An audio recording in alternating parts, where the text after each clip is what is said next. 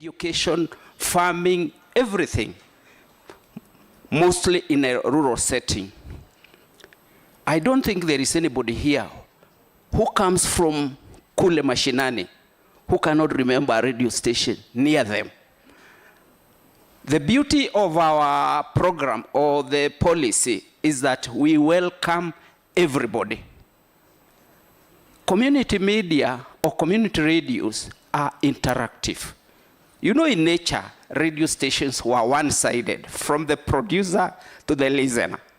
But these days, call-ins are on daily basis. They call in, they give their views, and even when programs are prepared, they are participants.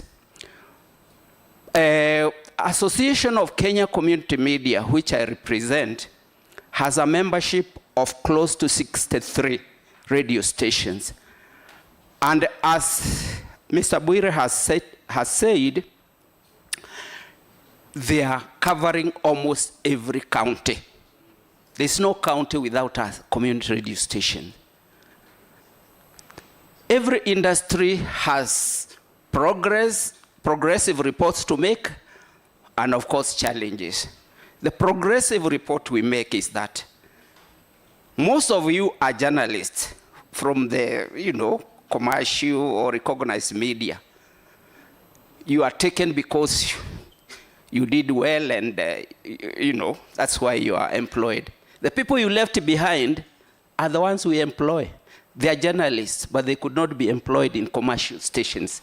They are young people with qualifications, but we employ them. Very many. Every radio station has close to about 5. You can imagine if there are over 100, how many journalists are there? And they are comfortable to operate from that setup. As Bwire has said, the first radio station, community radio station in the world, not in Africa or anywhere, was started here in Kenya. Where? Siaya. In 1982. Can you imagine? That community decided to talk to themselves. They decided to do their own things. And it went on very well until 1984. When, because of siasa, it was closed. But it was encouraged by UNESCO. You know, UNESCO, their main branch of empowerment is radio station. But they did not tire. In the meantime, the progress in the laws of Kenya, in 2009, they welcomed or they opened the industry. You remember those days, we had only one station called KBC. Today, as he says, we have very many. In 2013, it was advanced, and radio stations could have a one-stop shop to register, be whatever, get a frequency at CA, Communication Commission of Kenya. I was working there. Actually, I was dealing with issuing licenses. So it became vibrant, and we opened one. I opened one in a place called Kinamba, Laikipia. It was the only radio station that was operating. And the purpose for us, the main purpose for us to open a radio station there was because of conflict for resources in that area. When you reached Kinamba, they told you you are not in Kenya. It's a few kilometers north of equator. When you reached there, because there was no Lami, there was nothing, they told you now, welcome to the other country. But that place has developed. Courtesy of our interventions, we called wazees, we called every stakeholder to share ideas and promote peace among communities which live there. I think you have not had much conflict in those areas. They used to be frequent. It was a kind of, it was common, very common. So what we are saying is that the advantages that the community media has brought to the community and to the people is enormous. That is peace, education, farming, and many others. The beauty of community media, or the beauty of community radio, is that we encourage people to communicate in their mother tongue. My friend there, Victor Juma, communicates in Kimasai from Kajiado, and he's able to reach these people. Whatever their problems, FGM issues or concerning drought today, they are well covered. So you can imagine the area that the community radio covers. Of course, the challenges are there. I don't think there is any deliberate policy to support community radios. They just survive. They just survive on their own. The license they have been given has a clause that prohibits them to make commercial adverts, which is a bit unfair because they are competing for the same audience with the commercial radios who have no restriction on how they can do their commercials. But community media, we have been told in very clear terms, don't advertise. Then how do you survive? Those are the areas that we would want the government to be more positive and assist. I don't want to take much longer, but I would appreciate that in the next 1 year, we shall be having a huge activity in the country, campaign for political positions. And you know what community media contributes. It could be positive, it could be negative. You are witnesses of what happened in 2007, 2008, when the community media was misused. And when we came to being in 2018, that was our goal. We stopped this nonsense of community radios being misused by politicians to incite people. Anybody reported of incitement, the report comes to an office, and we coordinate with the relevant bodies to ensure that you stop that nonsense. There are people who have tried it, but they have not gone nowhere. So you can see you have a platform where you can say these people are doing ABCD in terms of inciting people. So for us, we are assured, if we cover the 47 counties, we are sure there will be peaceful campaign and peaceful elections. We are already making arrangement with IEBC. My colleague there, Nyangweso, is already communicating with the people of IEBC to see how we can work together as community media that can reach everywhere to ensure there is peace, and also to encourage voter registration. You reckon that everybody is reporting that their voter registration today is very low, especially among you people, the young people. I can see most of you are young people. Just register so that you can make a difference in our political landscape. So that is where we are. What we would ask the people, or rather the policymakers, is to introduce an affirmative action for community media, like they have done in South Africa. They have opened an authority that deals with the community media only. Because when they became independent, this area was suppressed, including Africa. So they opened an authority that deals with community media and people who have no power. Community radios are sustained by the community themselves. But when the community have a choice to make between their stomachs and the radio stations, they choose the earlier. I mean, you cannot support when you cannot have anything. So that is the issue. So we are together, and we appreciate that you have recognized radio station or radio day as an important day for Kenya. Thank you.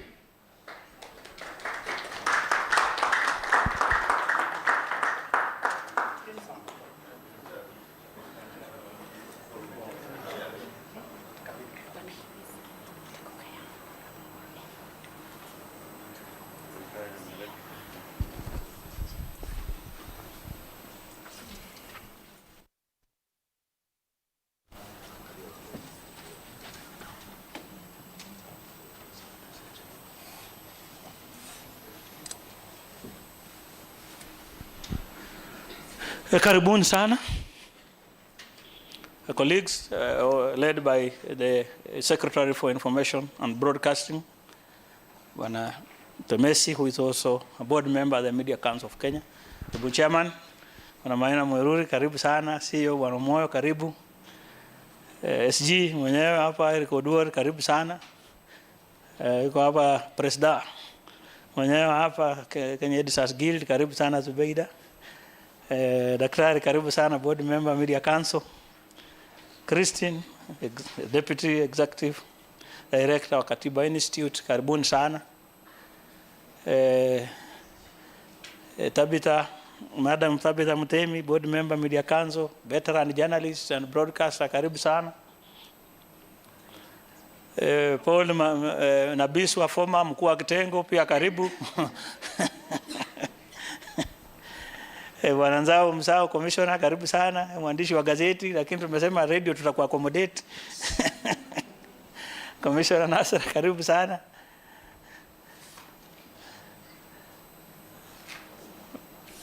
Marita, karibu. Former radio journalist, now donor. You said ilienda na pesa yote. Karibu sana. Dina Ndari, karibu sana. Manager na mwenye anasimamia hii event kutoka Baraza la Vyombo vya Habari. Bwana Ituru, I hope you have given them the history of radio in Kenya. We appreciate. I hope there's a recording. Okay. I hope there's a recording kwa sababu mtu kama Kevin ajui radio ilianza lini, so we need to have that history. So karibuni sana. Stella na Salim, mshamaliza wageni huko waiting room. Karibuni sana, hao ndio wamesimamia itifaki. Sio? Katika event ya leo. So obviously having started late, which is not be a practice in journalism. Because we have people who remind time about bulletins and time. But Kenya being what it is and the rehearsal around Valentine, we will let it pass for today only. Christian Nguku, OGW, has been seen. Karibu, you have been honored to lead us, to take us in the presence of God.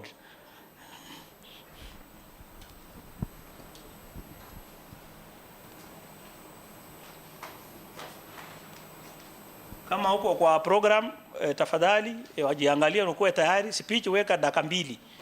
Hii ni radio day na TV, weka sound bite. Watu wanataka kitu wataenda kupeperusha, si story ndefu. So karibu sana Christine. Thank you.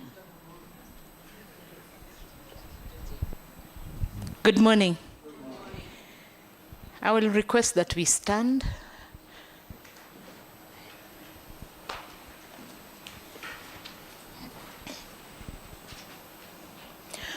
Let us pray. Our Father in heaven, we come to you with thanksgiving in our hearts for a beautiful day that you have given us. Our God, we thank you for the gift of life and good health. Our God, we want to invite your Spirit to be present with us today as we deliberate on Matters Radio, as we also deliberate on things that we aspire to do in the future. Our God, we want to ask that you bless our fellowship together and bless our day.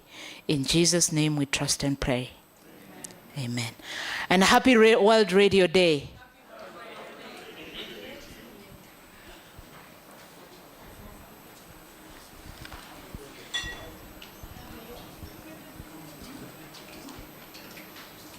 Thank you, Christian. A copy of the program that I can press. Vile tuko wengi, Dina many advice that we cannot do self-introductions. We'll finish 1 hour self-introducing. Kwa sababu kuna watu wakianza kujiintroduce wanaanza mpaka mahali nasari walisoma mpaka sijui nini, itachukua muda mrefu. So tutakatakata. Second, I had been told to do a climate setting, which has been professionally done by ITCO. So kitu kizuri aturudi. So hiyo tumemaliza. But obviously, like we mentioned, today we are marking the World Radio Day. The theme is on artificial intelligence and radio journalism or radio practice, which a lot of people, the CEO had a number of articles today in the newspapers, if you can read, all the 4 actually. A number of you have been in the various radio stations talking about why AI and radio, the opportunities and the challenges. So we don't need to repeat that. Having appreciated that AI has a role in journalism generally and radio in particular,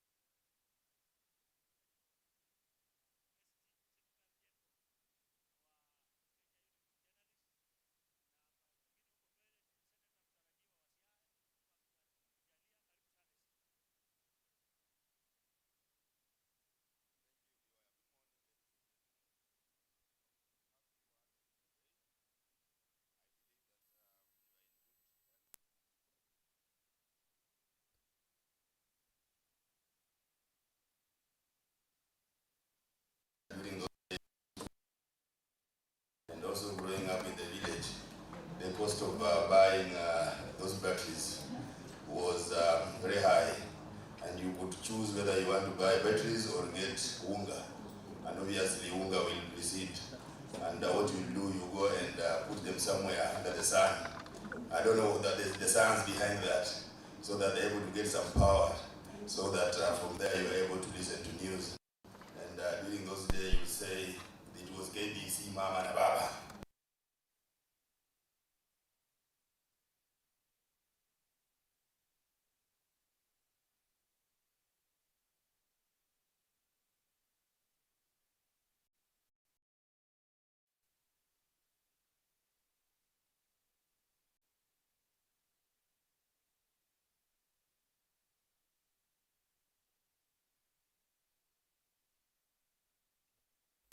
I don't know if you can remember. Those were the days when radio actually was radio. I believe that maybe one day we can go back there so that we can get those voices again. But sometimes it pains me that we do not celebrate those great men and women who made radio what it is. And we've come a long way. And right now we're talking about technology, looking at the theme of this year's World Radio Day is about AI. And I believe that AI is here to enhance efficiency, speed, in our work, but I still believe that AI should be used in terms of the opportunities that it comes with, but not there to replace human intervention. Humans will always be there, but AI can make our work easier and better, and we know that there are some very good examples where in the media industry, AI has been used to make work easier. I don't know, many of us who will remember the stories, investigative pieces about Panama Papers, because the research to do the stories about Panama Papers, the research was used, they used AI just to sieve information from different papers, because we had huge documents that they had to sift through to get the stories. But with the help of the AI, they were able to do it faster and get the stories out of AI. So I believe that radio is still a very popular and an important tool of mobilization than any other medium of communication in the world today. So if we embrace AI, emerging technologies, we are going to mine more opportunities from radio. Before I end there, however, radio actually harbors the highest violation of labor rights of journalists and media workers in Kenya. If you go around the country, because I've been going around the country, 2 days ago I was in Thika, and you will find that radio stations, the managers there, they'll give a journalist or a media worker a recorder, and they'll tell you that make use of that recorder very well. Umenisikia? And that is what is bringing the cases of unprofessional conduct among journalists and media workers. Because it's only in radio stations where you'll get journalists working without contracts. It is only in radio stations where you'll get journalists working for months and months without pay. It is only in radio stations where journalists report there in the morning from Monday to Sunday. No off days, no leave. Bwana CEO and the rest who are here, I believe we can do better. We can celebrate the expansion and the growth of radio, but again we must condemn violation of labor rights of journalists and media workers who are working in these radio stations. I believe if we do that, we will improve. Otherwise, in another decade, we will be celebrating or complaining. So we'll rather choose to celebrate than complain. Because if we do not protect professionals to work in these radio stations, sometimes in the coming months, we'll be regretting and not celebrating, because people have got bills to pay. Should I rather go and work in a radio station and stay for 6 months, 1 year without pay, or I get something else to do? Your guess is as good as mine.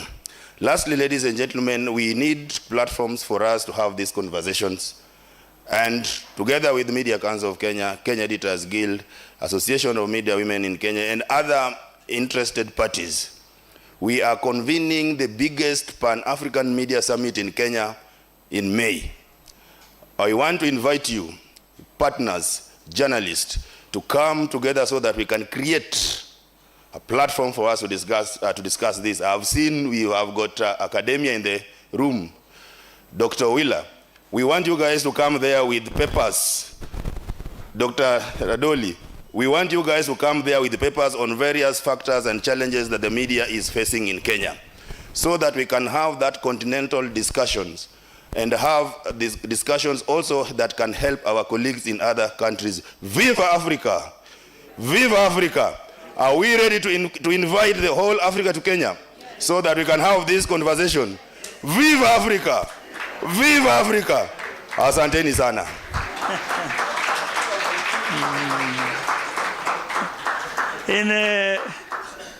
In trade unionism, they are called comrades, see? Comrade power. So, asante sana Bwana SG. Quickly, Fatma from Internews. Fatma, before joining Internews, worked in radio for quite years, and when we saw you, we couldn't miss your voice. So, karibu sana Fatma. Asante sana Victor. Good morning, everyone. Good morning once again. Mimi ni mfupi. Let me try this. Can I use both or one? So It's heavy. So good morning once again. My name is Fatma Sanbur. I'm the Regional Program Manager for Internews, supporting our programming in Africa. I'm privileged to be standing in front of you today. Apologies for being late. And I'm really happy this day because it's World Radio Day. Who won't be happy? I've been asked to give a few remarks about this day. But I didn't have a prepared speech, so I'm just going to give a quick background about what we do at Internews, but I'm also going to give a brief background of why this day is also important to me as a person. Internews is a media development organization, and we do support media in terms of business. We do also advocate for media freedom, freedom of expression, among other things. We work in over 20 countries globally, and we've been in existence for over 40 years. In Kenya, we've worked since 2003, and a number of you have been either involved in our trainings, worked with us, trained with us in one way or the other. So I'm sure Internews is not a new organization to most of you. World Radio Day is really an important day for all of us, and I would like to take this time to wish everyone a happy World Radio Day. Internews has been a key advocate for, empowering community radio stations globally. And in Africa, it's defined our work in most of the complex countries we've worked in, like Ethiopia, Zambia, Central African Republic. We've worked with a number of partners, and our key partners have always been radio. For example, in Zambia 5 years ago, when we were going in, the first entry point was for us to identify 19 community radio stations that we worked with for a span of 4 years before the fundings were cut last year. And in that particular programming, we were not only going to train journalists on how to produce content, but we were also looking at how to build the hardware and software for community radio stations. The reason why you focus on community radio stations is that most of the time they are always forgotten when it comes to development. We do go in, we support associations, we support, CSOs, but community radio stations usually come as a second thought. But at Internews, we do go in to support community radio stations first, because we know they play a key role in our communities, which is the most important bit of it. For me, radio has defined my career, and as most of you know here, we've we've had side chats about why radio has defined most of our, journalism careers. I started as a friend of mine there was reminding me when I was a tiny girl, doing press conferences, volunteering at a community radio station in Kibra, and becoming an editor, and now becoming one of the senior people at Internews in Africa. I'm really privileged to have been brought up in a radio space. My role models back then were Kina Mariam Omar at BBC Swahili. Diraya BBC was my most go-to program to listen to, and I would always imitate how Mariam used to present the news. And I'm happy to see Nasra, because we were the first people to develop a community radio station in Dadaab. And the community radio station in Dadaab, actually when we were starting back then, we used to rely on Star FM, which was the only Somali radio station to broadcast content to the refugees in Dadaab. And how we used to do it, I used to live in a UN camp. So we would train a number of refugee journalists, and they will produce content. Then we will edit the content, put it in a USB hard drive, and then go to the mast where Nasra's Star FM had a mast, and we will switch off the national frequency and put in the CD drive, and that will produce content to Dadaab. So now I'm happy whenever I'm on Facebook and see Gargar FM, that is the name of the radio station, now broadcasting on Facebook, being able to have their own content, producing, a number of content, having sponsors like the UN, the UNHCR, and so on. So I'm super happy whenever we celebrate World Radio Day, not only for myself, but for people that we've interacted with, we've benefited in one way or the other, and Viva Radio, and I know we will continue doing that. The theme for today is World Radio, or Radio and Artificial Intelligence. I had Bwana CEO and the head of broadcast at NMG talk today at Fixing the Nation. It's one of my favorite morning shows. And I could hear the voice that even though AI is there, but the identity of radio won't be lost. We might repackage how we distribute content, but we will never lose radio. So on this day, thank you so much for giving me the platform to speak, and happy World Radio Day to all of you on behalf of myself and on behalf of Internews. Thank you. Asante sana. I'm sure Bwana CEO, when you come later, you must, I request you also talk about your days in radio. CEO helped start up more than 23 radio stations, actually. Back then, I'm sure he'll mention it. I want to invite the president of the Kenya Editors Guild, Madam Zubeida. Tayari ako kesho, so mumuelewe. Mumuelewe, tayari ako kesho. Karibu sana. Oh my goodness, Asante Victor, thank you very much. Happy Valentine's Day to all of us. First of all, ladies and gentlemen, help me celebrate SG on his re-election as the Secretary General of KUJ.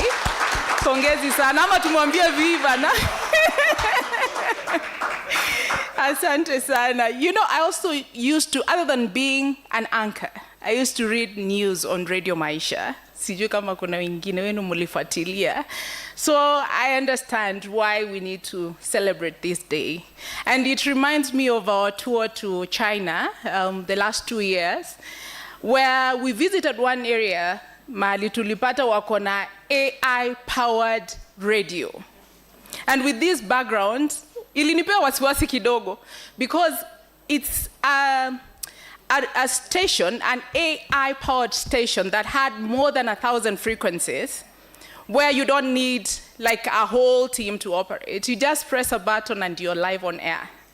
So nilikuwa najiuliza, where are we headed to? Should we be worried? You know? So Temesi Mukani, Information Secretary, Ministry of ICT, Maina Mwiruri, Chairman MCK, David Omoyo, CEO MCK, Dr. James Gishihi Njogu, Acting Secretary General NATCOM, Nora Mbagathi, ED Katiba Institute, yes, yeah. My sister Tabitha, media industry leaders, colleagues in the media, distinguished guests, ladies and gentlemen, happy World Radio Day. Yes, and I'm happy to see the energy in the room. You all look amazing. You know, I wish you could stand here and look at the room and see how amazing you look. As we mark World Radio Day 2026, we gather at a defining moment for broadcasting in Kenya. This year's theme, Radio and Artificial Intelligence, is not abstract, it's immediate. It's already reshaping our newsrooms, our studios, and our professional conversations. For decades, radio has been Kenya's most accessible and most trusted medium. It reaches where fiber optic cables do not. It speaks where literacy is not guaranteed. It informs where internet connectivity is unreliable. From Turkana to Kisumu, from Kilifi to Nairobi, radio remains the heartbeat of Kenyan public discourse. It informs, it educates, it mobilizes, and in times of crisis, it stabilizes. Its strength has always been its simplicity. Umesikia hata SG amesema about hizo batteries ulikuwa unaweka kwa jua zina una charge na jua. No expensive devices, no data bundles, just a battery powered set and a human voice. That trust is its currency. Today, that trusted heartbeat is intersecting with artificial intelligence. Across Kenya, media houses are already using AI tools to transcribe interviews, summarize reports, translate bulletins, and digitize archives. In a country with more than 60 languages, the possibilities are significant. AI could help expand multilingual broadcasting. improve efficiency, and preserve our rich audio history, and SG has spoken to this. During a recent visit to China, I walked through a museum that traced the evolution of photography and videography, from early cameras to today's AI-powered storytelling tools. What struck me was not the sophistication of the technology, but its purpose. AI was being used to restore historical footage, preserve cultural memory, and make heritage accessible to younger generations. And I hope and pray that we'll get there someday. In that moment, I was reminded, technology is not inherently disruptive. It can also be preservative. The question is not whether AI will enter our media spaces. It already has. The question is whether we will use it to dilute our humanity or deepen it. Because alongside promise comes responsibility. Public trust is radio's greatest asset. During elections and national emergencies, Kenyans turn to radio not only for information, but for reassurance. Synthetic audio and voice cloning technologies are advancing rapidly. If a listener begins to question whether the voice they hear is authentic or artificially generated, credibility can erode very quickly. So radio's enduring power lies in the human voice, in tone, humor, empathy, and lived experience. Algorithms can replicate sound, but they cannot replicate accountability. They cannot replicate editorial judgment. They cannot replicate human responsibility. We must therefore be clear. AI must assist journalists, not replace them. It must enhance editorial capacity, not erode it. At the same time, we must address the real concerns within the industry. Kenya's radio sector supports thousands of professionals. Community radio stations in particular operate on modest budgets while serving underserved populations. If AI adoption is uneven or unregulated, we risk widening gaps rather than closing them. That is why this conversation must move beyond technology and into policy.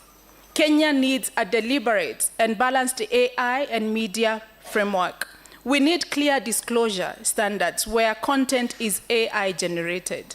We need regulatory clarity between oversight institutions. We need newsroom advisory structures to guide ethical integration.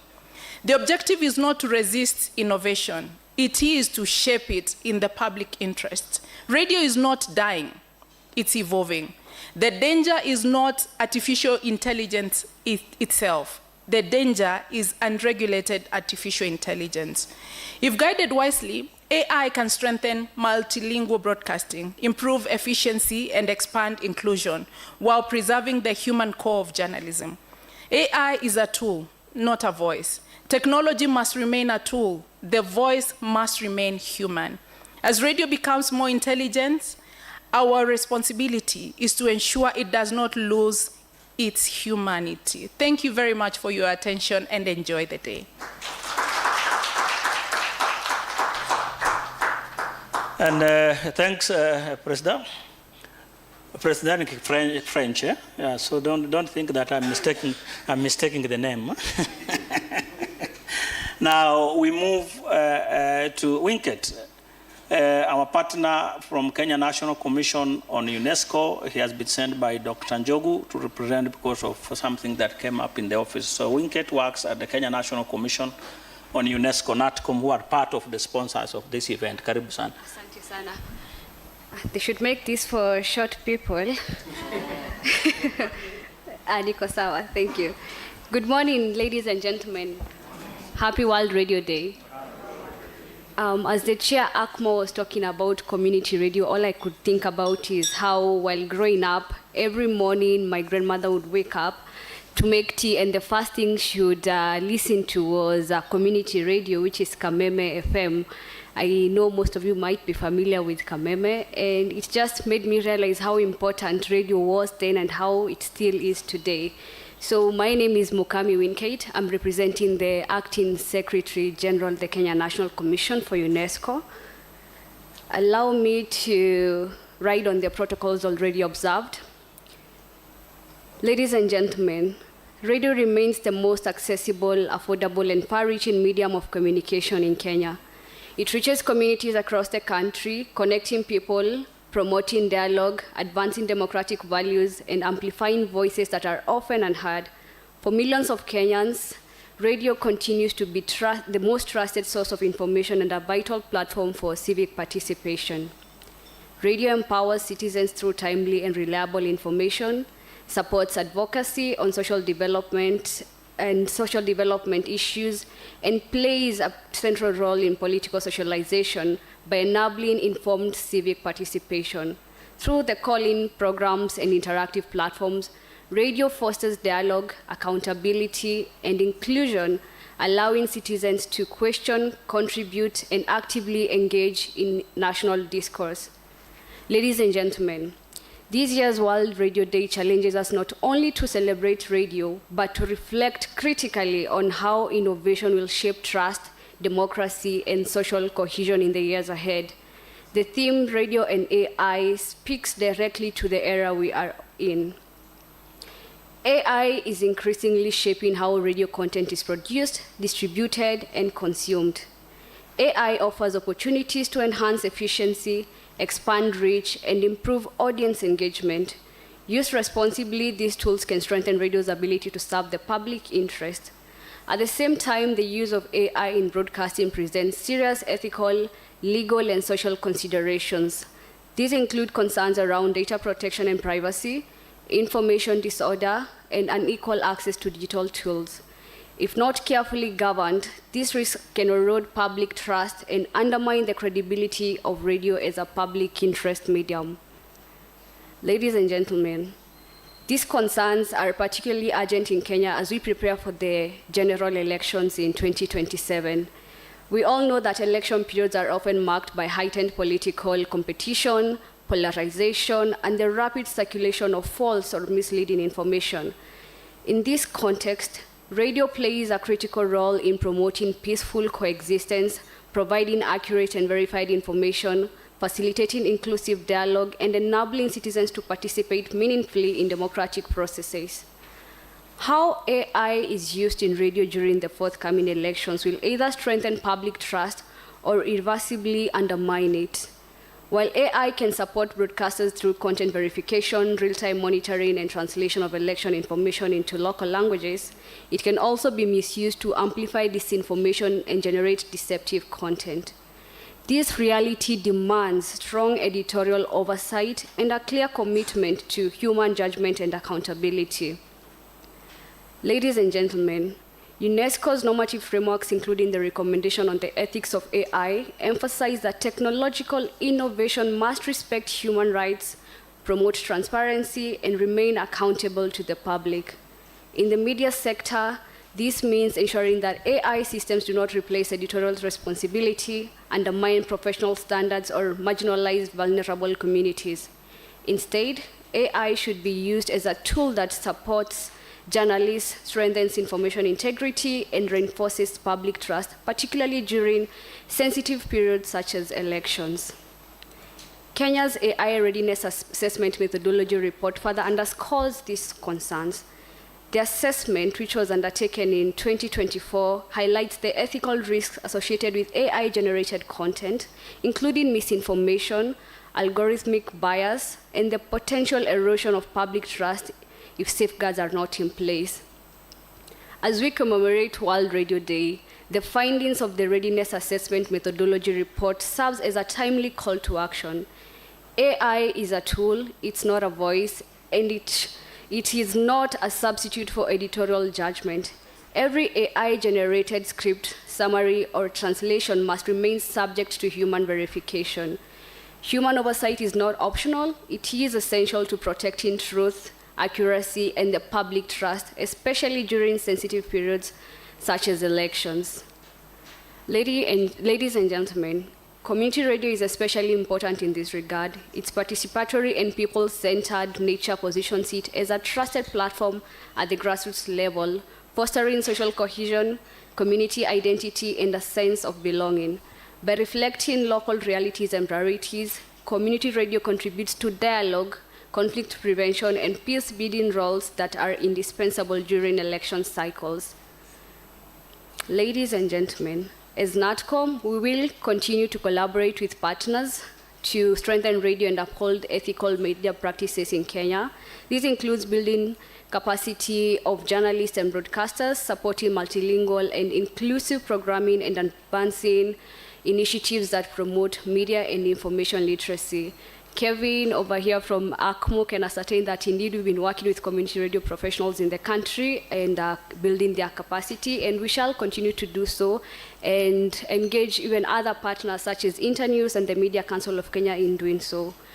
At the same time, this moment calls on broadcasters, regulators, technology providers, policymakers, and development partners to work together, not in silos, to ensure that AI serves the public interest and strengthens democratic participation. As I conclude, ladies and gentlemen, let us embrace innovation responsibly. Let AI empower broadcasters, support credible and ethical journalism, and enhance audience engagement. Above all, let it strengthen the trust that has sustained radio as a cornerstone of public communication.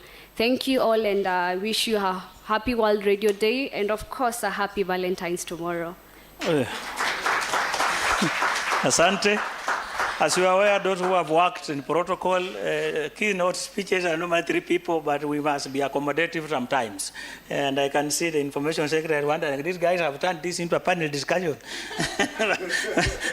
But sometimes we must be inclusive and take Madam Tabita, who has worked in government for many years as very senior management, but sometimes we accommodate a bit so that then, now that it's almost like a panel, I want to invite Christine from Katiba Institute, and Lynn, you are talking to us access to information and radio, so that then Bana Chairman, I know more, I not guide him because he knows he has even a presentation he's making on the, we are launching a document in a few minutes. In the expanded regulatory mandate for Media Council becomes very critical, because some of the discussion we are doing is regulation and the expanded nature, and regulated radio and regulated space, what happens. So karibu sana, Madam Pastor Christine Kuria.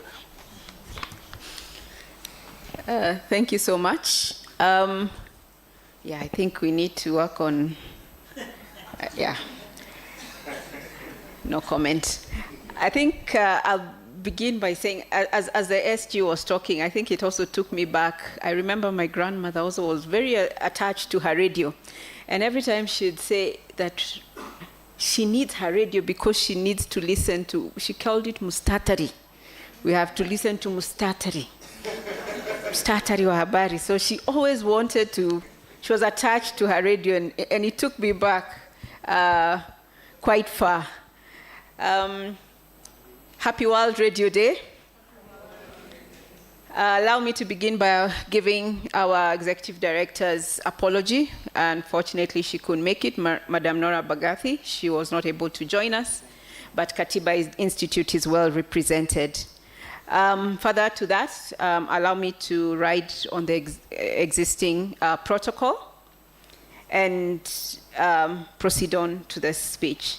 So as we mark the World Radio Day 2026 under the theme Radio and Artificial Intelligence, Innovation that Empowers, Ethics that Inspire, Trust that Endures, we are not only celebrating our powerful medium of communication, but we are also reaffirming our constitutional promise. In Kenya, radio remains the most accessible and trusted source of information, reaching a large percentage of the population. For many rural, marginalized, and low-income communities, radio is their primary source of information, public participation, and even civic engagement. Our Constitution recognizes the centrality of information. Article 35 guarantees every person the right to access information. This right is foundational to democracy. It enables citizens to participate meaningfully in governance, to hold institutions accountable, and to make informed decisions about their lives. As artificial intelligence increasingly shapes how content is produced, distributed, and consumed in radio broadcasting, it is important to critically evaluate the impact of AI on the constitutional right on access to information. Artificial intelligence offers enormous potential for advancing access to information. It can enable real-time translation into local languages, making content more inclusive. It can enhance accessibility for people with disabilities through speech-to-text and text-to-speech tools. It can support fact-checking and the verification process, strengthening accuracy and timeliness. If properly governed, AI can significantly advance Article 35 by expanding reach, reducing linguistic barriers, and promoting civic education. These benefits are, however, accompanied by risks. Algorithmic bias may marginalize certain communities. Deepfake audio and synthetic voices can undermine trust in broadcasting. Opaque algorithmic systems may shape editorial decisions in ways that are not transparent to audiences. Data-driven audience analytics may infringe on privacy if not properly regulated. Access to information is not merely about availability, it is about reliability, credibility, inclusivity, and accountability. If AI systems compromise these principles, they risk eroding the very trust that makes radio so powerful in Kenya. Katiba Institute's mandate is to defend the Constitution and promote constitutionalism. Our work has included strategic litigation to enforce Article 35 and the Access to Information Act, advocacy for stronger compliance by public institutions, and engagement on digital rights and data protection. We have consistently maintained that constitutional rights do not diminish in digital spaces. Technology must align with constitutional values and innovation must serve the public interest. AI governance in media cannot be treated as a purely technical matter. It is a constitutional issue that goes to the heart of democratic participation. The partnership commemorating World Radio Day reflects a necessary multi-stakeholder approach. The Media Council of Kenya, our partners, provides regulatory, you can tell where I'm from, leadership and industry oversight. Internews strengthens innovation and journalistic capacity. UNESCO offers global standards on press freedom and ethical AI governance. And Katiba Institute ensures that constitutional safeguards, access to information principles, and accountability remain at the center of the conversation. Effective AI governance in media requires collaboration among regulators, civil society, technologies, policymakers, and broadcasters. As we move towards an AI-driven future, our commitment is to encourage radio to be rights-based. Algorithmic systems should be transparent. Compliance with access to information and data protection laws must be strengthened. Editorial accountability must remain visible, and ethical use of AI must be strengthened. Artificial intelligence should enhance access to information, not obscure its sources. It should strengthen democracy, not weaken trust. The World Radio Day 2026 reminds us that radio remains one of the most powerful democratic tools in Kenya. With thoughtful governance, AI can make it even stronger. At Katiba Institute, we believe that innovation must serve the people and uphold the Constitution. Technology must protect rights, and access to information must remain at the heart of Kenya's democracy. Thank you all, and once again, happy World Radio Day. Thank you. Asante sana, Christine. When I said pastor, it's in quotes. He used to lead our prayer when we were working together at the Kenya National Commission on Human Rights. So your pastor is here at na church. He's not competing for war. So I mean, with that, then I'm sure Bwana Temesi will mention something about the need to engage digital platforms, the issue of content theft and related, at what level, how do we compensate journalists with their work, the only work God has given in content creation? Because a lot of these big techs just pick content here they use it for money. So, and that level needs government intervention, discussions, dialogue with big techs, what has happened in South Africa, what has happened in Australia, Canada, to engage them to see how content can benefit journalists. At that note, I want then to invite the Chief Executive Officer, CEO of Media Council of Kenya, Bwana David Omoyo, MBS, to come and lead us in the next discussion. The events are going on in Mombasa, in Turkana, in Kisii, and Tharaka Nithi, where we have regional offices. There are other World Day events that are going on there. A number of our staff in our various radio stations engaging journalists. So, karibu sana Bwana Omoyo.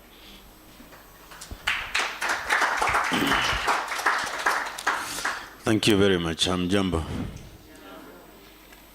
The former version of me in radio was an intern, then a news reader, then a station manager, then a media owner establishing about 20 radio stations. So you would either find me in Italy kwa factory at transmitters, ama Milimani from Mazeras in Mombasa, Nyambene Hills in Meru, wherever, supervising Chuma and all that. So in radio I've done a lot of this and that.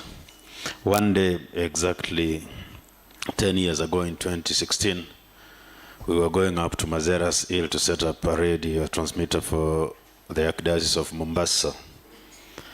And a snake fell into our car. You know, because you're driving in the bushes going up, and then it disappeared. I was not given permission to tell you what happened next. It's a pleasure really that you join us to celebrate radio and artificial intelligence. But before that, I've told you the former version of me and the radio. The informal version of me and the radio is at home. Nakumbuka kuna stool ya radio na kitambaa ya kufunika radio namna hii.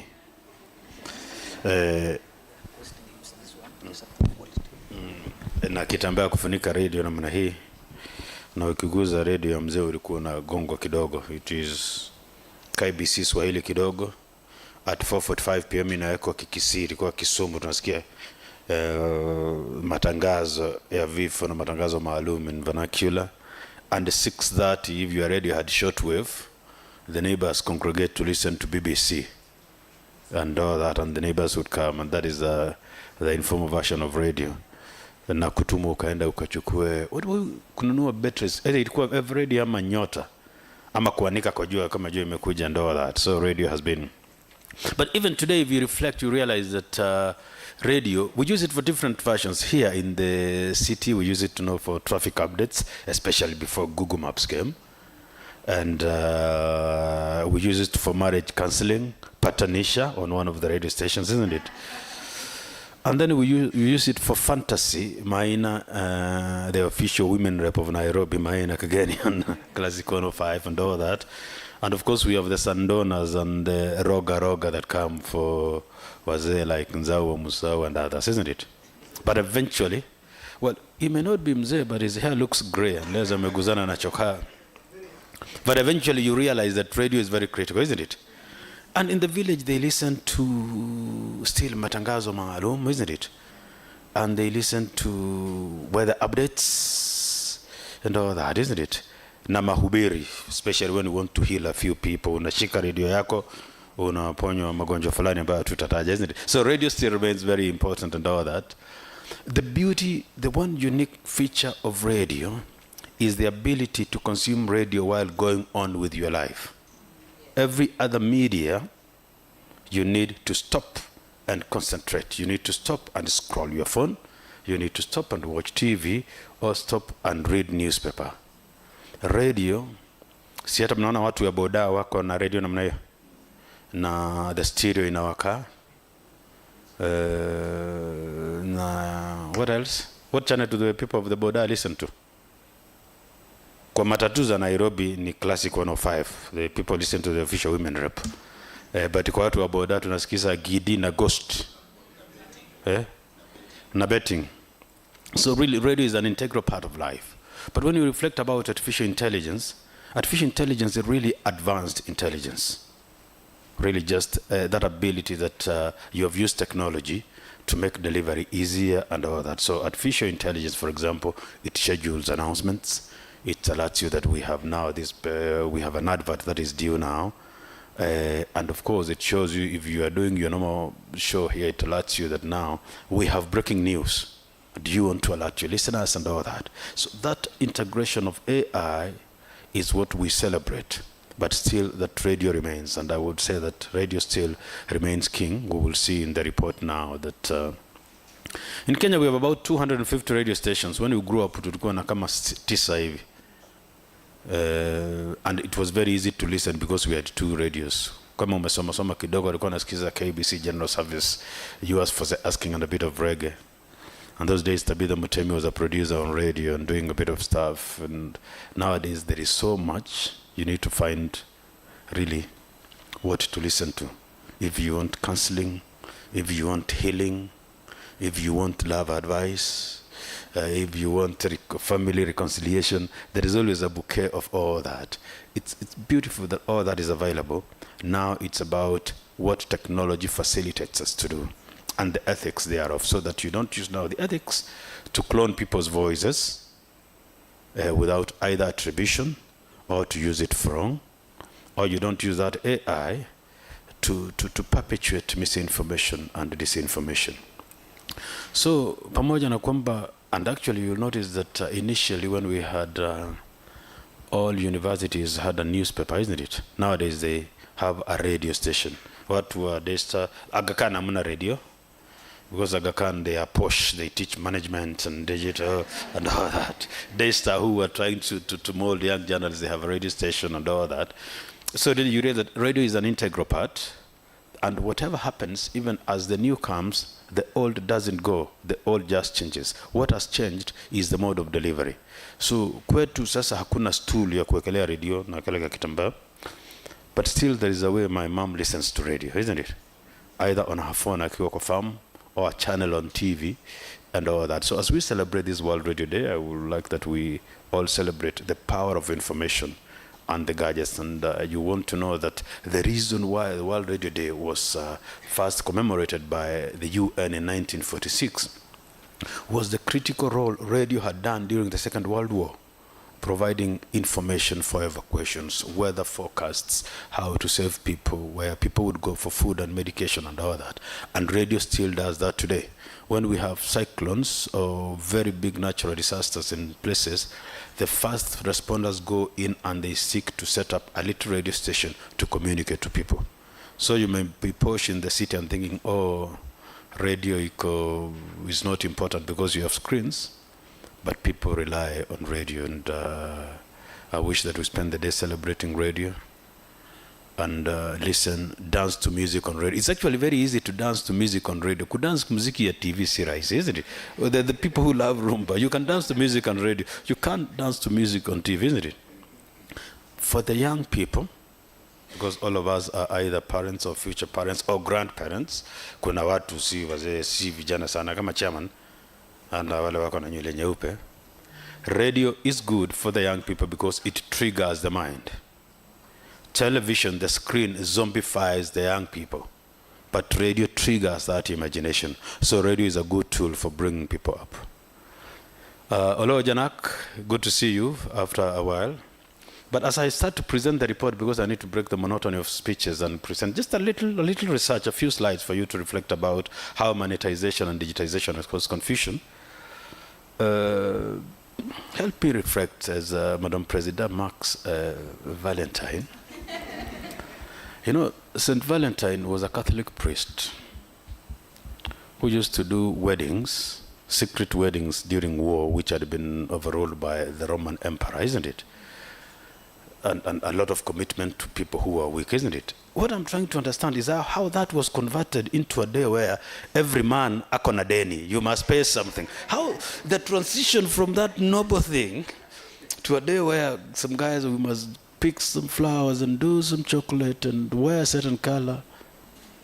Anyway, we will have that during the tea break to discuss. Yes, can I go to the presentation right away? Yeah, please tell me, musinijibu saizi. And musifikirie sana. So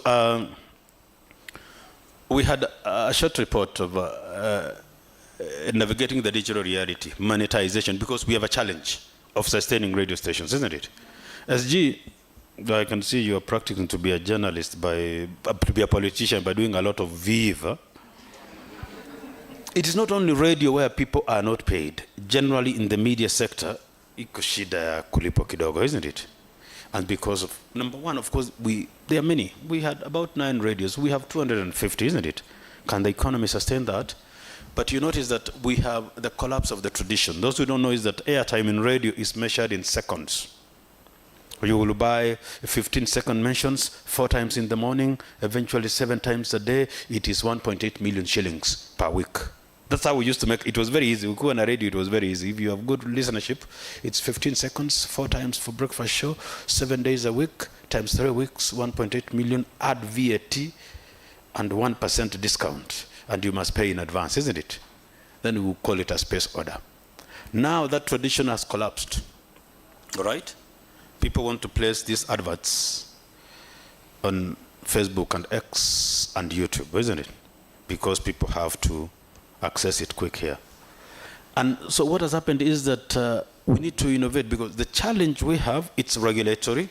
Bwana Temesi, please tell Waziri when you see him that, is that this person putting an advert on Facebook, Facebook puts that advert after you have clicked to read an article done by a local radio or a local newspaper. Is after you read the article, then the advert is pegged on that, isn't it? But all this money goes to Washington, big tech, isn't it? Remember what brought you to the social media is an article done by a local journalist and media house. The advert has been hinged on it, and the money has gone, isn't it? Not you, the owners of the platform have done that. And so then, therefore, we have revenue, or rather the budget, the cake has not gotten smaller. Because the economy imeenda. Sasa mnaona budget ya serikali imefika trillion. Unajua tukipewa trillion tuhesabu tunaweza changanyikiwa sana. But the people are more now. Because now if you have your own TikTok account, you're given something, isn't it? I was checking my TikTok now. I go to TikTok to dance from time to time. But I make sure I do it fully dressed, so msijali hapo.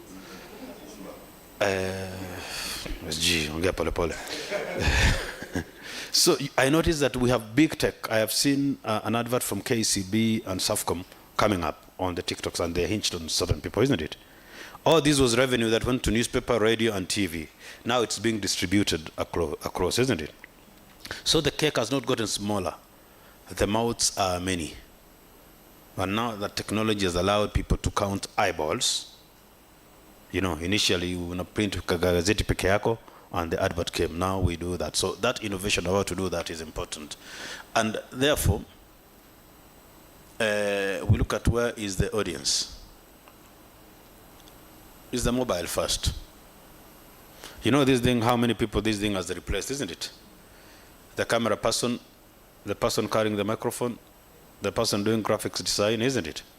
And all that. And if you have a seriously advanced phone, you know, you have seen even colleagues like Larry Madowo going live on CNN with iPhone and all that, isn't it? That alone has displaced the entire camera person. What do a picture msijali mfutu kazi?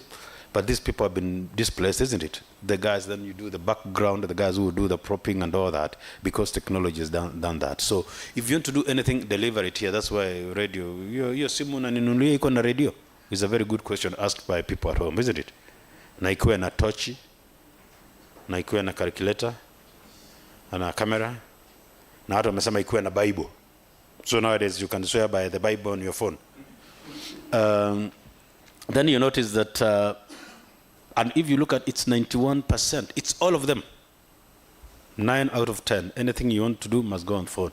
Then look at that social dominance. Facebook, we have said that now any radio you want has to do is streaming, isn't it? On all social media. With a bit of music, isn't it? And news websites, which is very low. Nika 13%. But social media, that means that it's a mode of delivery. You sit in your studio, deliver any content, but find a way of putting in a place that it will eventually find its way to the channels, isn't it? And ultimately on the phone. So atununui radio. I saw Nzau akipigwa picha na ile radio. Unakumbuka radio ambao? Kuna radio ilikuwa ambao ilikuwa Philips ama Sanyo. Now it must go back to the phone. And so you realize that these are the market insights, and we either adjust to this or collapse. Ama SG atakuwa akisema viva viva. Ukienda kwa radio anakuuliza tutatoa wapi pesa? Because the money has gone, isn't it? Yes? Yes. Hata tukifunga hatuwezi funga zote. Although sometimes I think we have too many. 250 radios, they are too many, isn't it? Hata tukifunga hatuwezi funga zote, but zinakuja wakati wa campaign na wakati wa mahubiri, especially when we want to heal strategic people. You know that primary encounter, that I don't want to get to those because paywalls are still low. Because the question is, why do you want me to pay for what I can access for free? Why do you want me to pay to listen to your radio when I have everybody else giving the same content for free? And then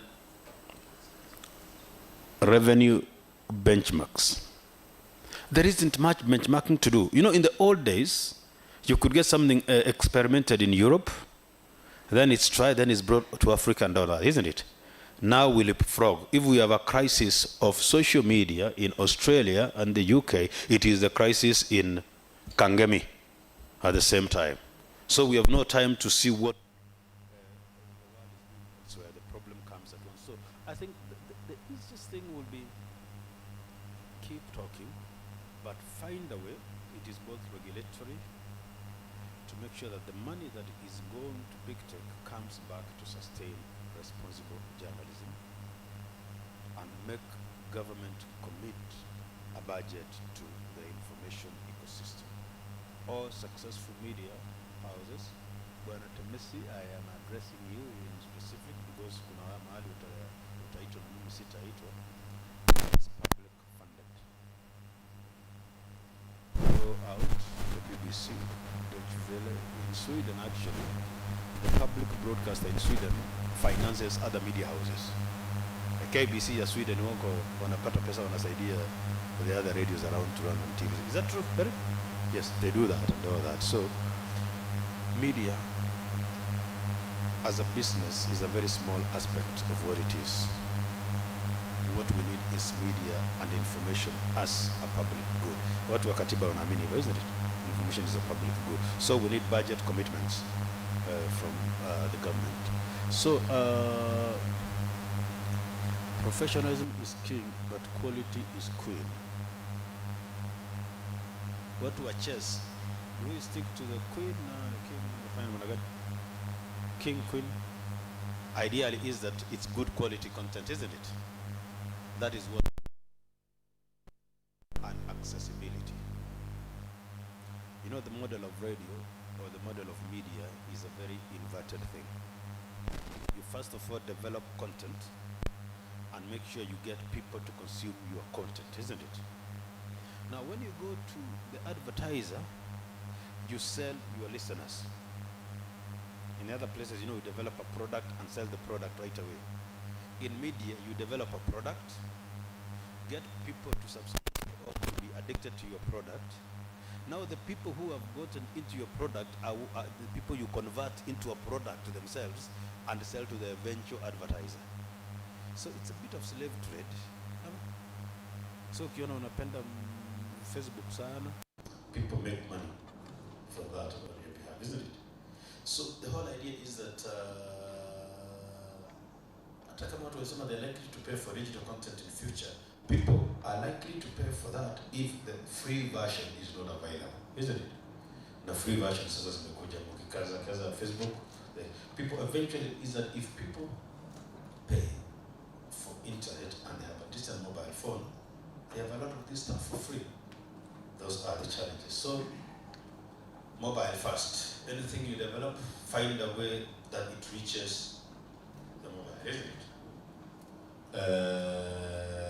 Focus on niche, isn't it? Kuna watu there are certain channels, radios and TVs that have their own guys, isn't it? those who know Shakahola know that there was a TV channel that would recruit people from Keroka, and they find a way to go to Kilifi and die before heaven judge. So before heaven judge. But the pastor is getting, I don't know, some little work, isn't it? Adopt low payment. Let people pay things that look inconsequential, like a bob per day and all that. If you try to do bulk subscriptions, it doesn't work. And be resilient. The challenge we have in media is this. Because sometimes not very clean content sells, even ethical professional media is tempted to try to compete with the charlatans and comedians in town, isn't it? Because they have more eyeballs and all that. Because the more eyeballs you get, the more money you get. That is the challenge. That's what we should try to make sure that we sustain ethical media. Finally, I want you to reflect about how monetization in media works. I will take the case of either YouTube or Twitter or Facebook. If I want to put an advert on Facebook, you pay Facebook to put an advert there, isn't it? If you do not want to see my advert that I put on Facebook, you pay Facebook so that they don't show you my advert, isn't it? So the owners of the platform reflect about that complex nature. To put it there, someone pays it. To avoid consuming that content, you pay again, isn't it? Chairman, welcome for the remarks. Asanteni sana.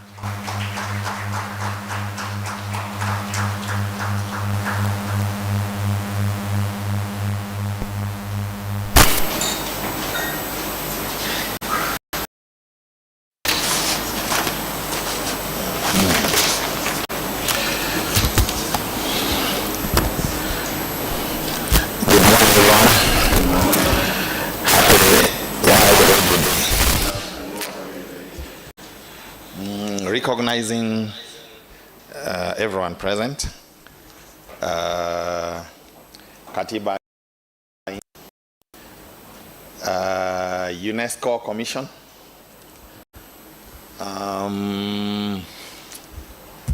Internews, Fatima, our colleagues from the board who have attended, Tabitha Mutemi, Temesi Mukani, colleagues from Complaints Commission Zawaya Musau and Nasra, Secretary General KUJ Eric Odur, President Keg Zubeida, my colleague, I had not seen him, he sat on the left, Dr. Abduba Ido, in the board also. William Olojanak, I can never leave him behind, where is he? Yes. Today, and all protocols observed, if I have not seen you, I have not acknowledged you, I have acknowledged everyone. Today is a day that, as you sit here and listen, has a note of nostalgia. Nostalgia is from long ago. What we remember, how radio shaped you, and how we are trying to hold on to it despite the total runaway technology that has come into media space. When you listen to SG talking, he is remembering the old days when he used to line up Everready. When I remember my colleague, something you may not know about me, my colleague Tabitha Mutemi was my classmate. She used to go to KBC. She was a young girl. It's a long time ago with me. We were in the same class. And while she's there, we would gather around the hostel radio to listen to her, because she's our colleague. What you may not know, another very good friend of mine I value is called Olo Janak. My first job in Migori, earning 3,000 bob, should tell you when that was. Olo Janak welcomed me showed me the ropes and where to go to which telephone booth to file a story to Nairobi. Very analog those days. And how to get stories and disseminate. When we relied on radio a lot those days. My nostalgia, like everybody has, is from a young age I was a serious football fan. And there was no TV. The only way was radio. And like CEO's radio in Akelewa Kitambaa, my old man's radio was older. It was a transistor. I'll never know what transistor meant.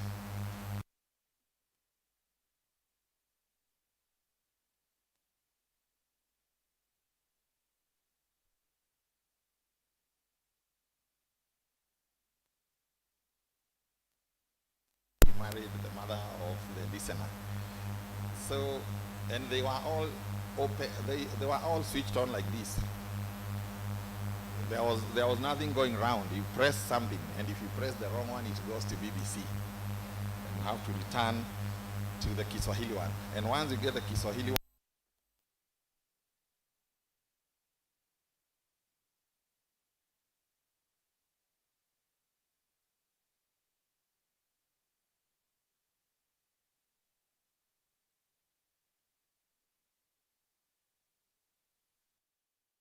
I can still tell you the whole lineup of Harambee Stars of those days.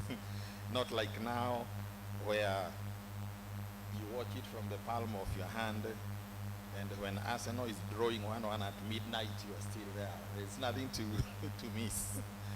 So, clap today. We would like, despite what has come, despite where we are, to have radio remain, but to have radio not disrupted by the technology, but to be shaped and made more by the technology, so that we don't lose the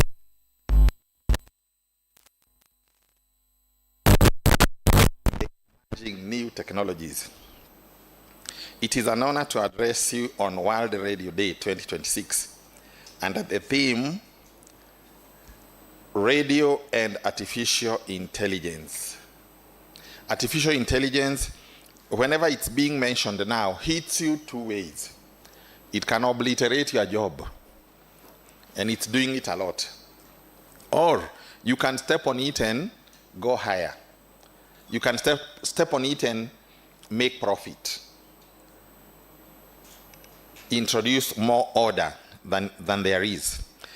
This theme speaks directly to the policy and governance questions confronting the media industry as technology change accelerates, particularly the responsibility of regulators to ensure innovation advances the public interest while safeguarding democratic values. Because AI will either give you that or take it away. And you don't own it. It's owned by everyone. And they don't ask you for permission for what they throw at you. They put it there, and it's upon you to know what to do with it. So as a regulator, it also finds you there. And most of the challenges it's posing have never been seen before. So we are just having to grow with it. Radio remains the most trusted and widely accessed medium in Kenya. Fatima said it's trusted, reaching over 90% of the population, as I've seen on this report, and serving as a critical channel for information. As her mom used to listen to Mustasari every day, she trusts it.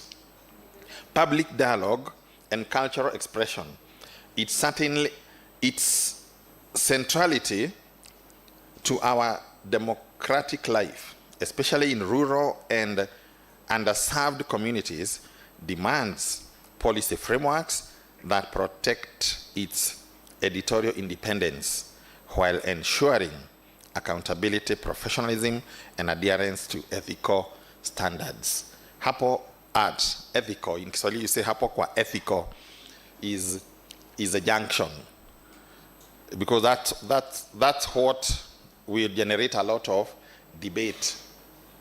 And so how do you deal with it? As a regulator, you have to think while chasing it. From a governance perspective, AI represents a structural shift in how media content is produced.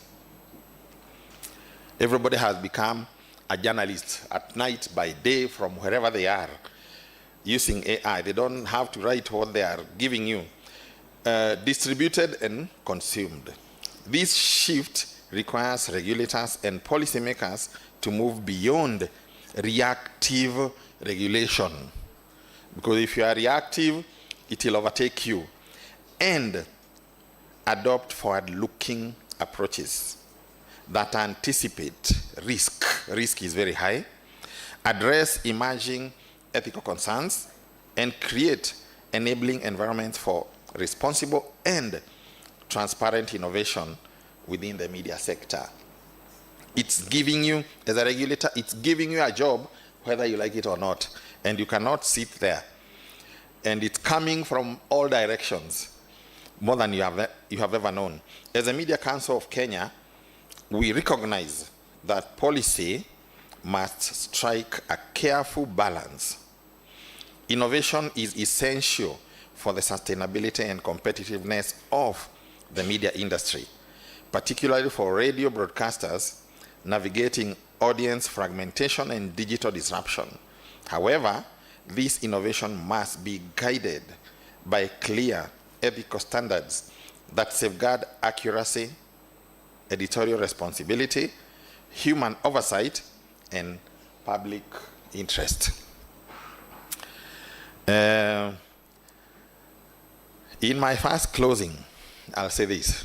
I might have 5. International normative frameworks, including UNESCO's recommendation on the ethics and artificial intelligence, provide valuable guidance in this regard.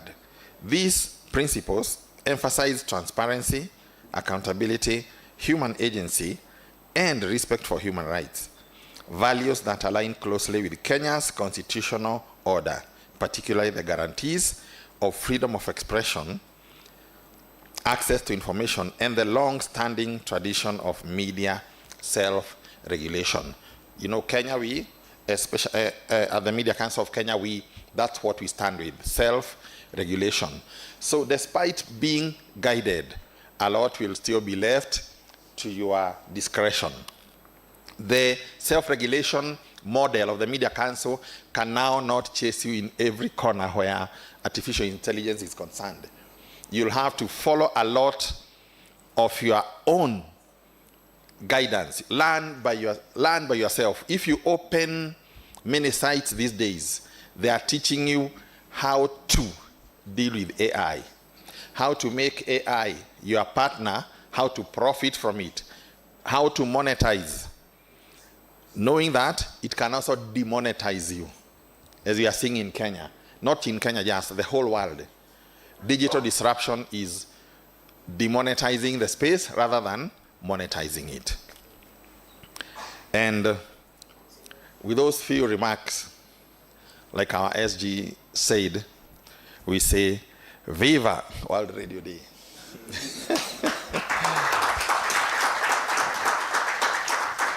Asanteni sana.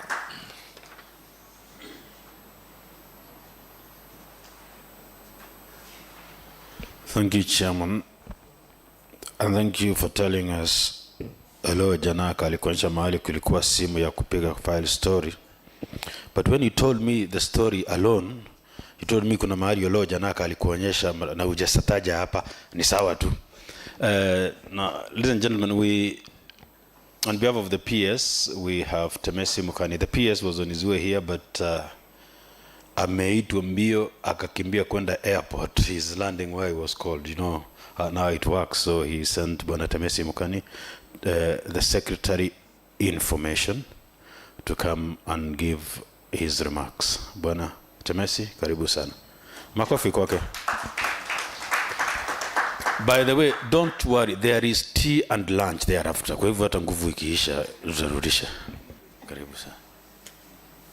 Asante sana David, thank you very much. World Happy Radio Day. Because you guys were looking so gloomy, eh? So that one, Happy World Radio Day, good people. I'm glad to see you and to reconnect with good old friends of mine, because I have been around also, so I have very many friends in this room. So, as David has told you, my boss was on his way here, and then he was told, you know, it's that season, eh? Kila mtu achunge mkate yake. So it is us, the desk officers, who can be ordered around. For them, wanaambiwa, ndege ya jeshi iko tayari, tunaelekea. So, as is protocol in government, I will first read my PSS speech and then say a few things as a member of Humusalaba Radio Salams Club. Nakumbuka sisi ndio tulikuwa tunatuma salam. So, this is the speech by Mr. Stephen Isaboke, who is the Principal Secretary for Broadcasting and Telecommunications. So, first of all, let me recognize Chairman, Board of the Council of Media Council, Bwana Maina, our CEO, David, Secretary General, Bwana Eric Odwor, and congratulations on your election, and everyone else within the room. Good morning. It is a distinct honor to address this distinguished gathering as we mark World Radio Day 2026 under the theme, Radio and Artificial Intelligence. AI is a tool, not a voice. In an age of rapid digital disruption, radio remains resilient, adapting to new technologies while staying rooted in public service, community connection, and national identity. The government of Kenya regards radio as an essential public interest infrastructure anchored in our constitution. It plays a critical role in civic education, disaster response, peace building, and national cohesion, consistently providing timely, life-saving information. Today, radio reaches over 30 million Kenyans, representing nearly 8 in every 10 adults, making it the most widely accessed medium in the country. It transcends geographical, economic, and social barriers, reaching urban centers and remote communities in languages people know and trust. In doing so, it remains a powerful instrument of inclusion within Kenya's expanding digital economy. Under the digital superhighway and creative economy pillar of the Better Plan, we as government are investing in a transmission infrastructure, spectrum efficiency, and digital systems that strengthen the broadcasting ecosystem. At the same time, we recognize radio as a major employer and enabler of livelihoods, supporting journalists, presenters, producers, technicians, advertisers, musicians, and content creators, many of whom are young people. As we look to the future, artificial intelligence is reshaping broadcasting generally, from audience analytics and content scheduling to translation and transcription. AI presents an opportunity to deepen inclusion, speech-to-text services, local language translation, and adaptive content that expands access for persons with disabilities and marginalized communities, which aligns fully with our constitutional principles of equity, universal access to information.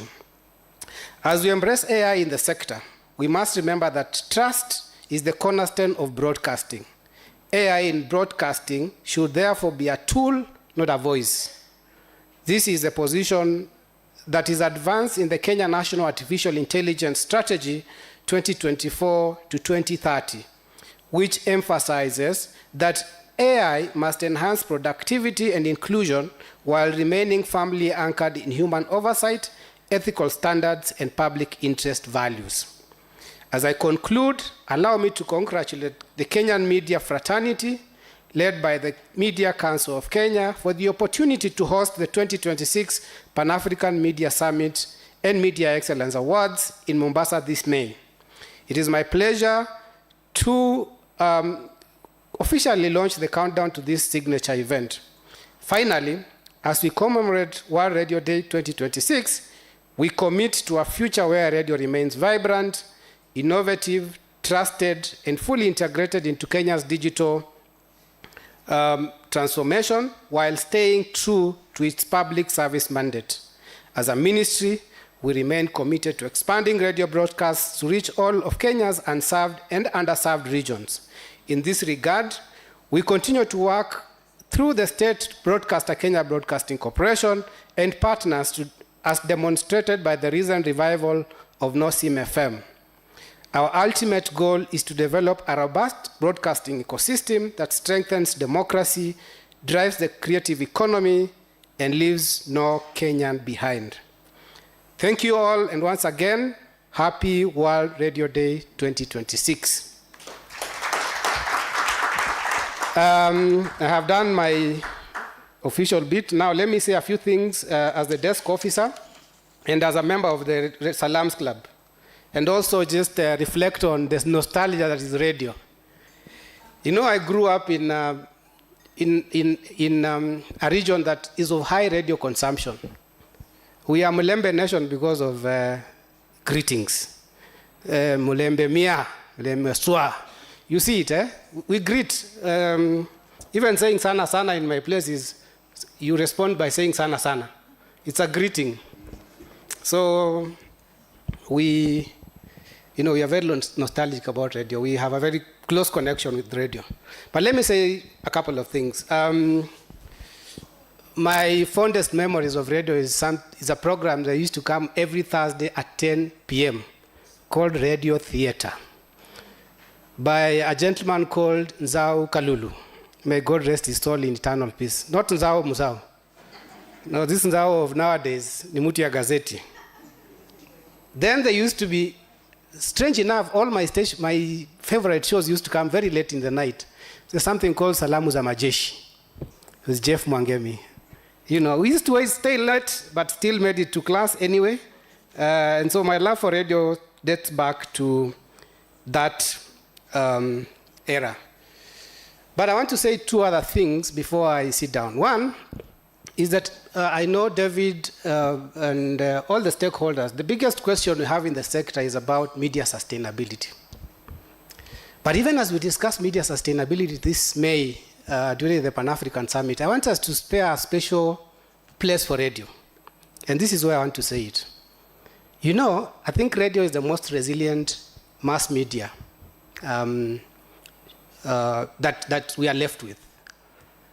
When devolution began, we didn't tell anyone to devolve media, but radio devolved itself. I think Victor is fond of telling us that there are so many homegrown radio stations across all the 47 counties except 2 counties. Yeah? So it tells you how radio has been able to navigate all these transitions, including I'm very certain that radio will survive even this transition with AI and everything else. Number 2, you look at the media architecture or the media landscape in the country. Actually, some media houses, the big ones, have lived off radio. And without even naming names, there are stations that have completely, or media houses that have lived off radio, telling you that, when everyone else was doing everything else, those ones that are invested in radio in advance have been able to survive. So let's study this medium called radio and see how best it can help us navigate some of these spaces that we have, we are going through. Lastly, Victor tells us, I can't see Victor in the room. Victor tells us we are about 350 radio stations from one, when radio was baba na mama na nusu ya kuonana. So we have grown that rapidly. And, as we are here, we are now entering what you call a radio season. Radio and our politics, they are tied together. if you analyze radio ownership in the country, you realize all our big players in the political system own a radio station, one or two. Some own even more. So there's a very close connection between our democracy and radio. So that's also another area that we need to look at and see how best we can leverage this interest in radio as a medium of communication. And so you will see a lot of radio become very active for the next 17 or so months, and it will become the medium of choice for politics this season. So as a ministry, we are alive to some of the issues that has been raised here in terms of monetizing content by media houses. And generally we have a conversation with big tech on how best, because even before content creation became a buzzword, the earliest content creators were on radio and the mainstream. So content creation is not new. The only thing is that the models of content creation have changed, and as government we have a responsibility to make sure that everybody benefits from the works that they put in. So as I conclude, I want to once again thank you everyone, the stakeholders in the radio sector, for the investment and the commitment that you have continued to invest in this sector, and to wish you all a happy World Radio Day 2026. Asanteni sana.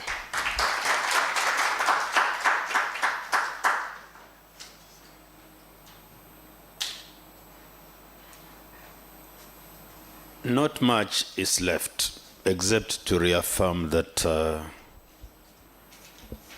this year we have the 14th Annual Media Excellence Awards and the Pan-African Media Summit in Mombasa from kutoka tarehe ngapi Christian? Ideally watu wanaenda Mombasa kutoka tarehe 12 na tutatoka Mombasa after 17th. Na in case kama tumeenda na simu yetu imezimika, don't worry, we will call you. For the journalists and media houses, please continue filing your stories. Please contribute for the awards. This time we are awarding journalists and media houses. And you are all invited. If you land in Mombasa, we will pay for the food and drink. Vile utafika huko, kama unataka kuenda, look for Christian. She knows how people will go there. So I wish you all the best. Bwana Mukani, now, unless there is any objection, Chairman PS, can we declare the opening session done now so that people can proceed for tea? Asanteni sana, and thanks for coming. But we have more after this. Thanks very much. Please continue the clap.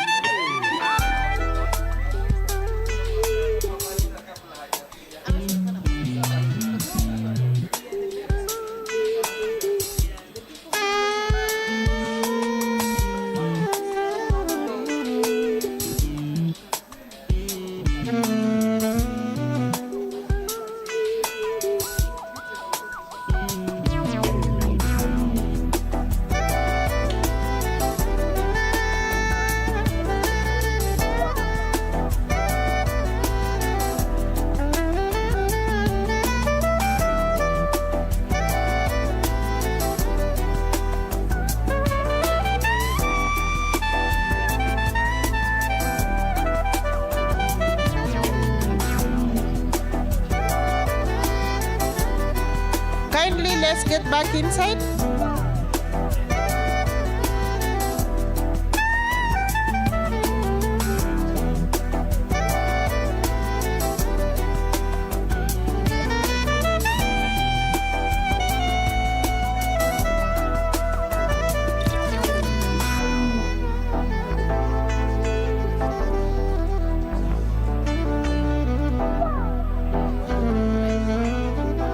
Ladies and gentlemen, I wish to invite you back to the second part of our commemoration of the World Radio Day 2026. At this point, I want us to go into a panel discussion, and I would like to invite the panelists, Jamila Yesho, Acting Deputy Registrar, Media Council of Kenya, Complaints Commission.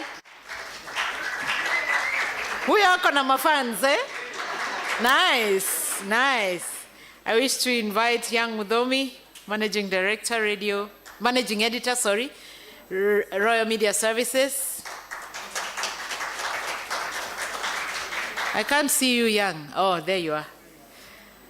I wish to invite Kelvin Nyangweso. How you sit is really your business now. You can decide how to mix the gender.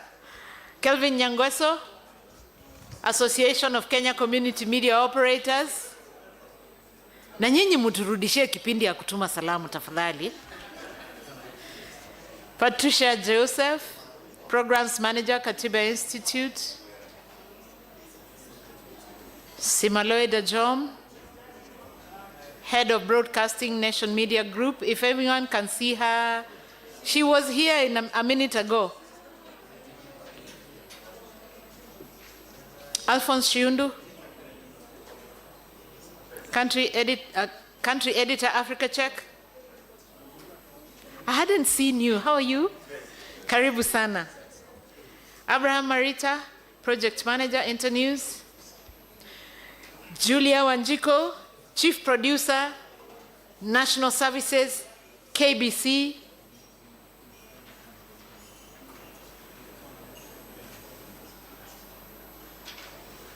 Patricia, thank you for coming. Good. I see you have divided yourselves in a nice way. I want to take the mic, or you can sit with it. All right, so in a few minutes we will be joined by Simaloe Dajom. I know she's around somewhere. She's just walked out of the room for a minute. So we have a really big panel. But we have to get this discussion going. And this panel, with the topic they have been given, it is diverse, and then it is pretty much the same. It is converging. We're talking about ethics and legal obligations in maintaining audience trust through information integrity. That reference to information integrity, I want you to put some thought to it. What is information integrity? What does it require us who are in the media to do? What is the media expected to do? Is it just about accuracy, fairness, objectivity, accountability? What is information integrity? I want to welcome my panel and to say karibu sana and thank you for showing up. And now we're going to start this discussion. I am tempted to make the lawyer among you speak last, so that she can straighten up where you may have gone halfway and not reach the really the tail end. But I want to start with the media itself. So I'm going to put Young Muthomi on the spot. You will be the first to speak. Royal Media Services. How many stations? 14, 15? Or you have reached 16 now? 13. Your colleague here is really, running. Julia is running, what? There are 20 what? 23? 23 stations. All of them speaking in different languages. The 23 includes Kiswahili and English. Okay, so 23 minus 2 is 21 local language stations. Now I want us to think about that information integrity. How does a media station, a media house, Mudhomi, how do you ensure that information integrity? Remember, in the media, there's, I'd say, 3 broad aspects to the media. There is collection of that data, there is processing of that data and information, and then there is dissemination of that data. How do you ensure integrity in these 3 aspects as you're doing broadcasting, as you're doing collecting of information? How would you ensure that happens? Speak to us like mtu kwa ground. Mahali vitu ni different. So speak to us from there. Don't go the legal way. Just the simple things that you do. Thank you so much. And first, happy World Radio Day to everyone. Thank you. Yeah, so I'll do exactly what you said. First of all, is we ensure that everyone in all that chain of gathering, producing, and disseminating the news content, which I am overall in charge of, is aware of what is that integrity.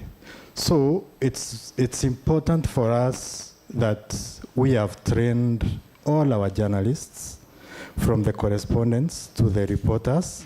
So the job of ensuring quality is not left to the gatekeepers or having a fact-checking desk, but it is the job of everyone, from the one who is gathering content, who is packaging, and most of those people actually who gather content, they do packaging, where there could be a difference dissemination of the same.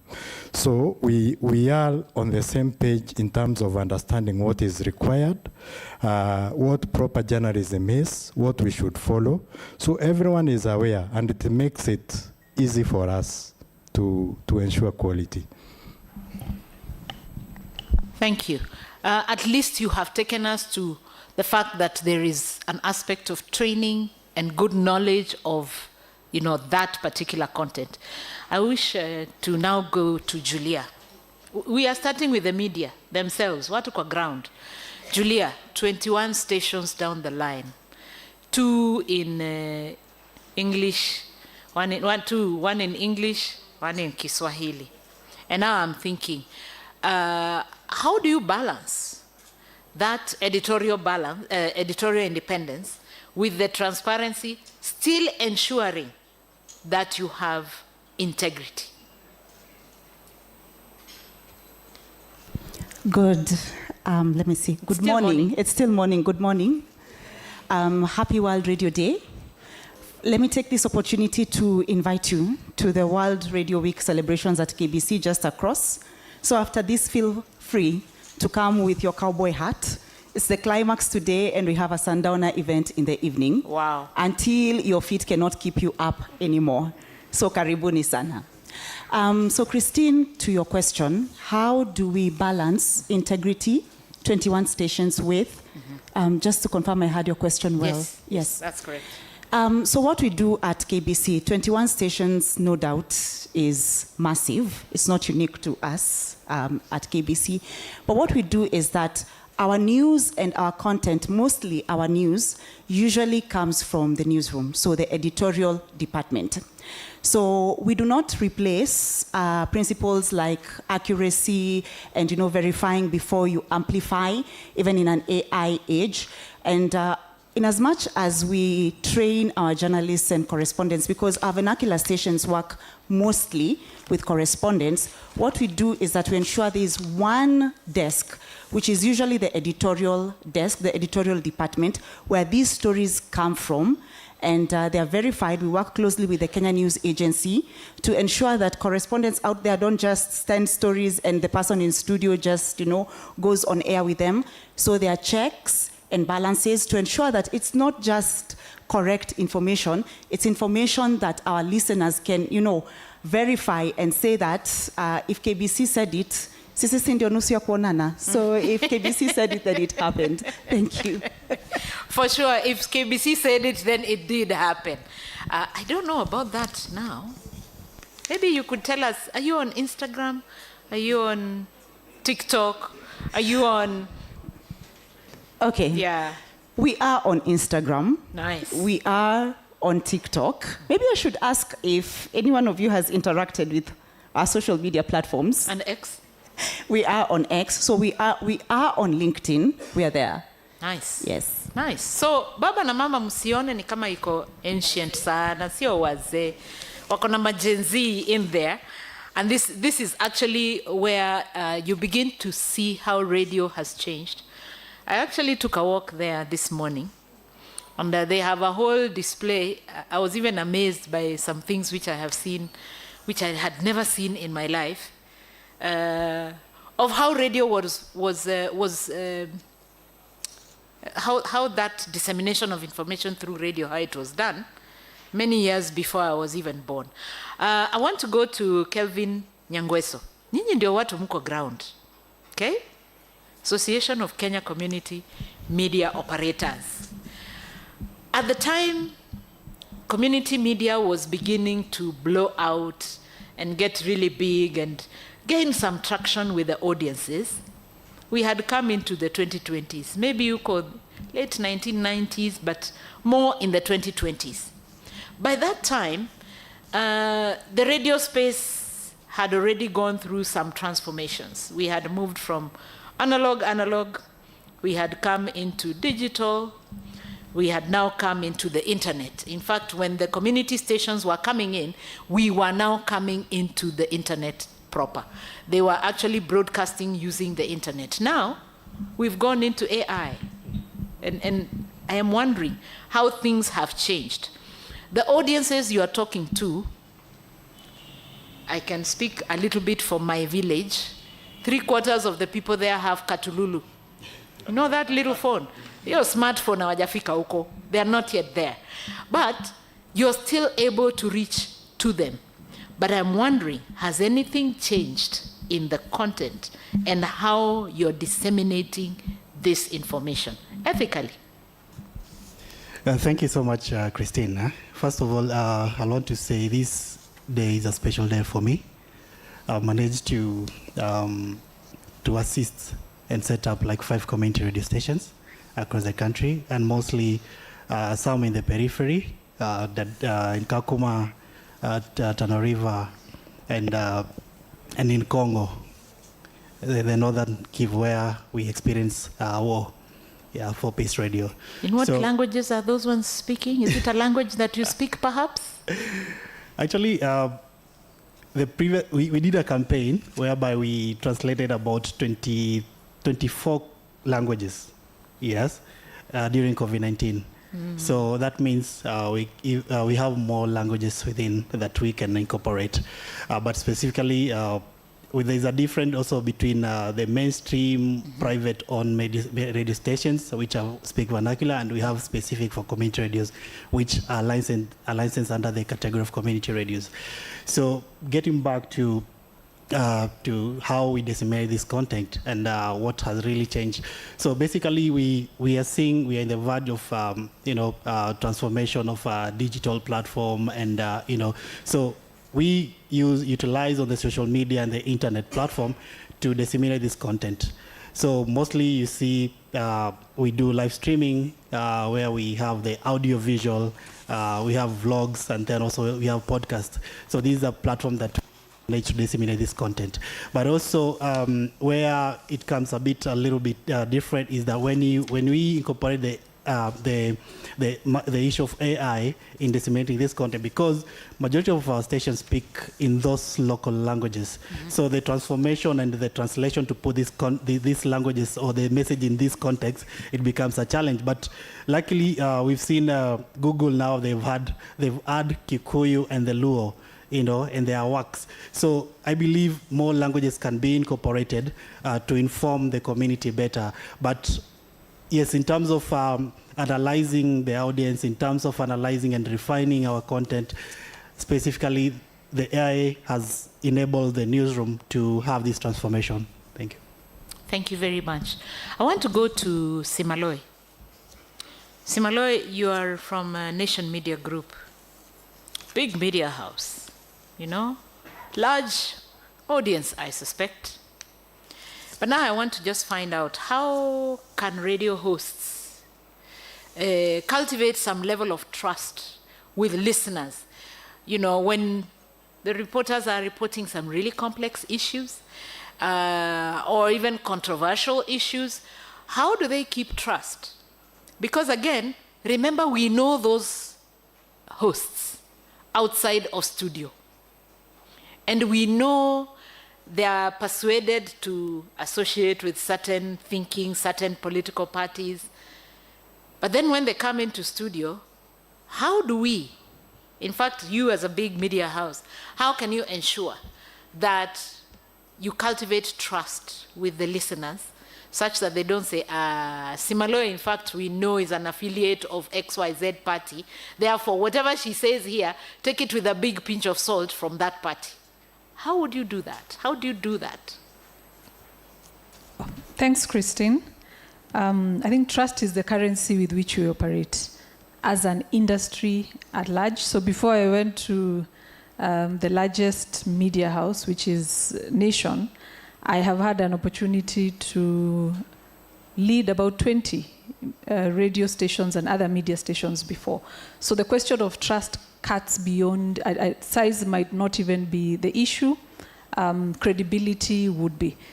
So I'm seeing some colleagues here. I've had a chance to work with Young and manage the 14 stations there and train a good number of the media houses. And that question comes up as well. There is no shortcut to truth. Actually, there are not two versions to truth. So what I instill and practice in my day-to-day responsibility in collaboration with editorial is fact-checking. That one is non-negotiable. We don't have to be fast. We are not in a hurry to break news or to get the most likes, but we are willing to wait for the truth. A good example is when the Right Honorable Raila Odinga passed away. And while this information was already out there in the public, people kept calling the team in studio, and I could see the Fixing the Nation team's phone just kept ringing, and everyone was calling and asking, is it true? Is it true? How kwa nini hamja post? Yeah, so they were waiting, and I think that speaks to the credibility that media, both radio and mainstream media, still has, which is our currency. But I think we don't communicate it strong enough, especially to the business community, and instilling it as a culture, not as a one-off. So for the teams that I work with, prep is not optional. Research is not optional. It doesn't matter how long you have been on air. You cannot just arrive and go on air. So prep has to be done. And then, of course, the facts have to be verified. Thank you. Excellent. Give the microphone to Marita. And Marita, I'm looking at you probably coming from a training and capacity building perspective of the journalist. And just asking, how do you prepare then a journalist who's going to get into the media now, not necessarily academic training, but building their capacity to know how to use their skills well, keep the audience, remain trustworthy, uphold information integrity. This is tough, because you have AI there competing with you as a journalist, competing with citizen journalists, competing with alternative information. I know Simaloy has said the truth is truth. There is no alternative truth. But I dare say, you know, in that space there is now alternative truth, another truth what somebody else is pushing. How then do we prepare our journalists to be able to handle that kind of a situation with the kind of pressures that come with timelines and deadlines, you know, and the need for speed? How do you prepare that journalist? Yeah, thank you, Christine. What Simaloy has mentioned is quite important, that what media should rely on is trust. But what makes or breaks trust in our industry right now It's a lot of things, and mostly they emanate from external forces, like, for example, having other bodies, institutions, or authorities discrediting media in its role, in doing its work, as well as the technological developments that have allowed individuals to become household names in regards to spreading information. So more or less, if an audience is not very well prepared, they might consider them as their new sources of information instead of relying upon independent sources of information like media houses. So when we conduct training or capacity enhancement to journalists, we basically want to focus on the reason why journalism exists, to be able to promote information integrity. And information integrity basically means are we doing this kind of work by showing transparency in what we are doing, how we are preparing the information out there? Who is held accountable to this information? Are we promoting that accountability that while we were telling the truth, and I also agree that there's only one truth, if you're telling the truth, are we standing by this truth? Have we verified the sources of information you have gotten to be able to spread this information?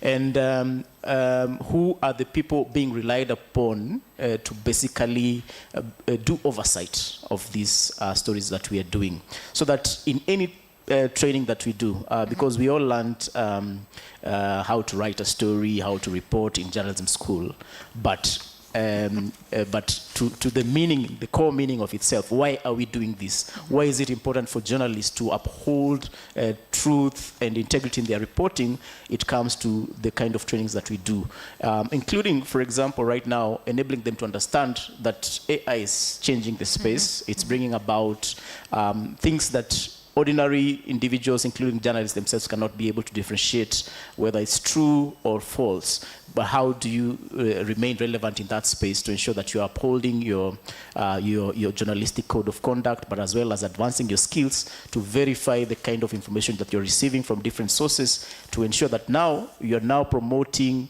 relevant information to your audience and ensure that it's not spreading to affect them.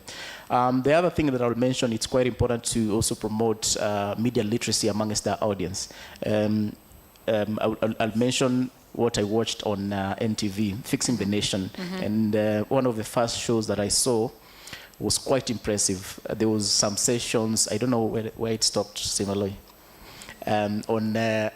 on fact-checking, like really taking the audience through why are we saying that a certain post that was posted by a politician or a certain individual is true or false. More or less, this goes to promoting literacy levels amongst the public, and that enables the public now to have their own critical thinking that can enable them avoid manipulation and bring back that trust that is being lost from mainstream media. Thank you. Thank you. Actually, I was going to ask Simaloi that in my next round of questions, but thank you for asking it in advance. I want to go to Patricia. Patricia, I'm looking at the media today, the space where they are and the environment in which they are working. There is this huge thing called AI. There is the internet. And then there is another group of people that have come to play in that space who may not necessarily be journalists. They have information, and sometimes it is factual information. They are citizen journalists. And we are talking about freedom of expression here.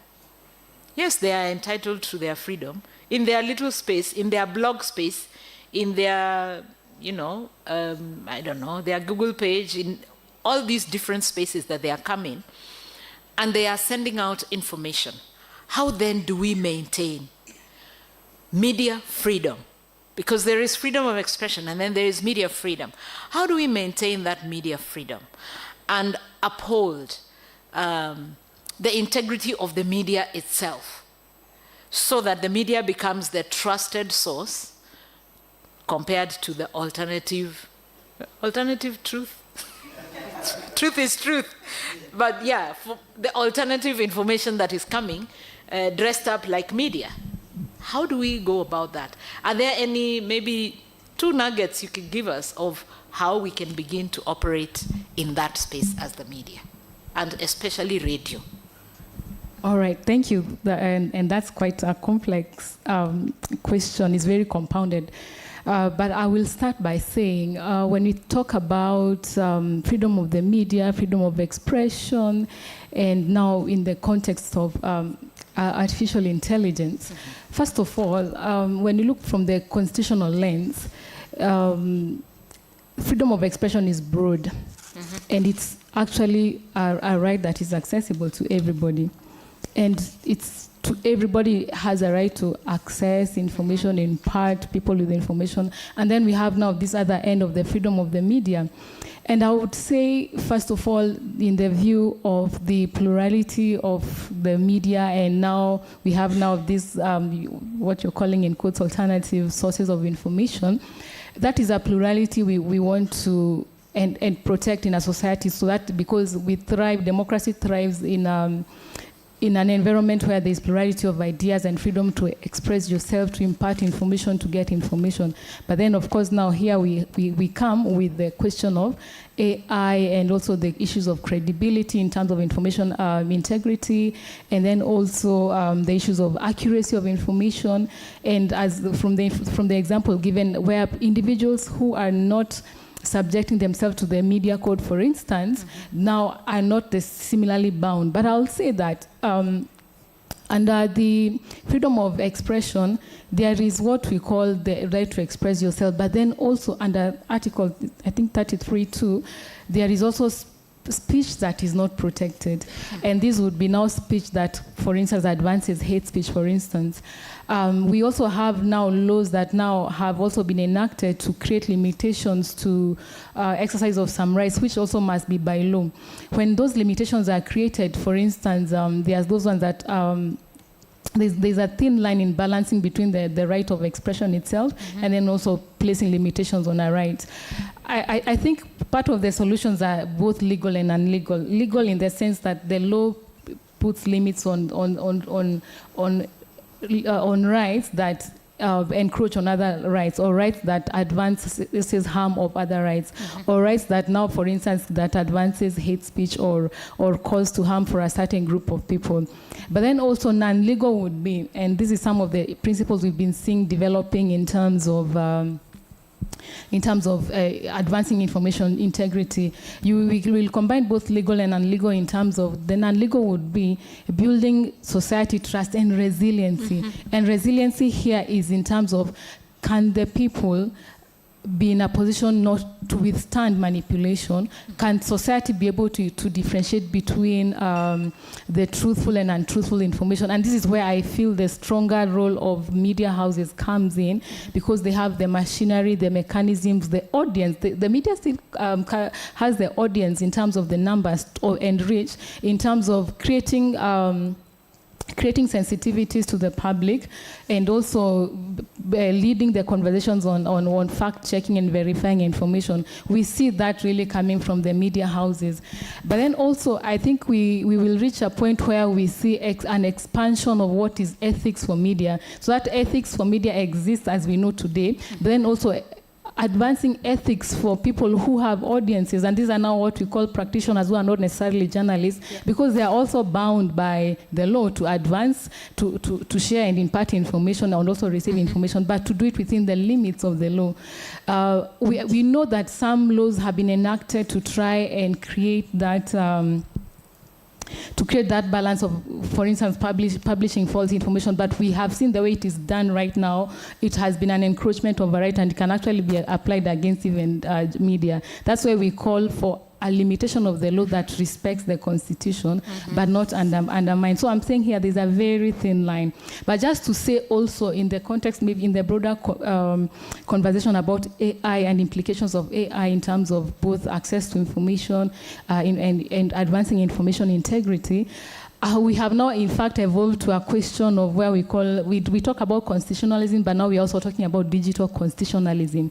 So that now we are not creating a new constitutional normative framework, but we are saying digital constitutionalism is an evolution of constitutionalism as we know it, so that now it starts to encompass aspects of protection of rights in the digital sphere, liabilities for all medium that are using AI, because it creates new liabilities. For instance, if let's say government or even non-state actors is using maybe AI systems to process data or information, then it creates liabilities it creates responsibilities to the audience, and this now applies to everybody. And then thirdly, now having the element of the tech companies, and it will come back to the question that you have asked me earlier, where now tech companies also have a responsibility because they have been leading, or rather they have monopoly of how technology has been developing. Now it's the idea of bringing them into the realm of the law, so that even now when we have private citizens,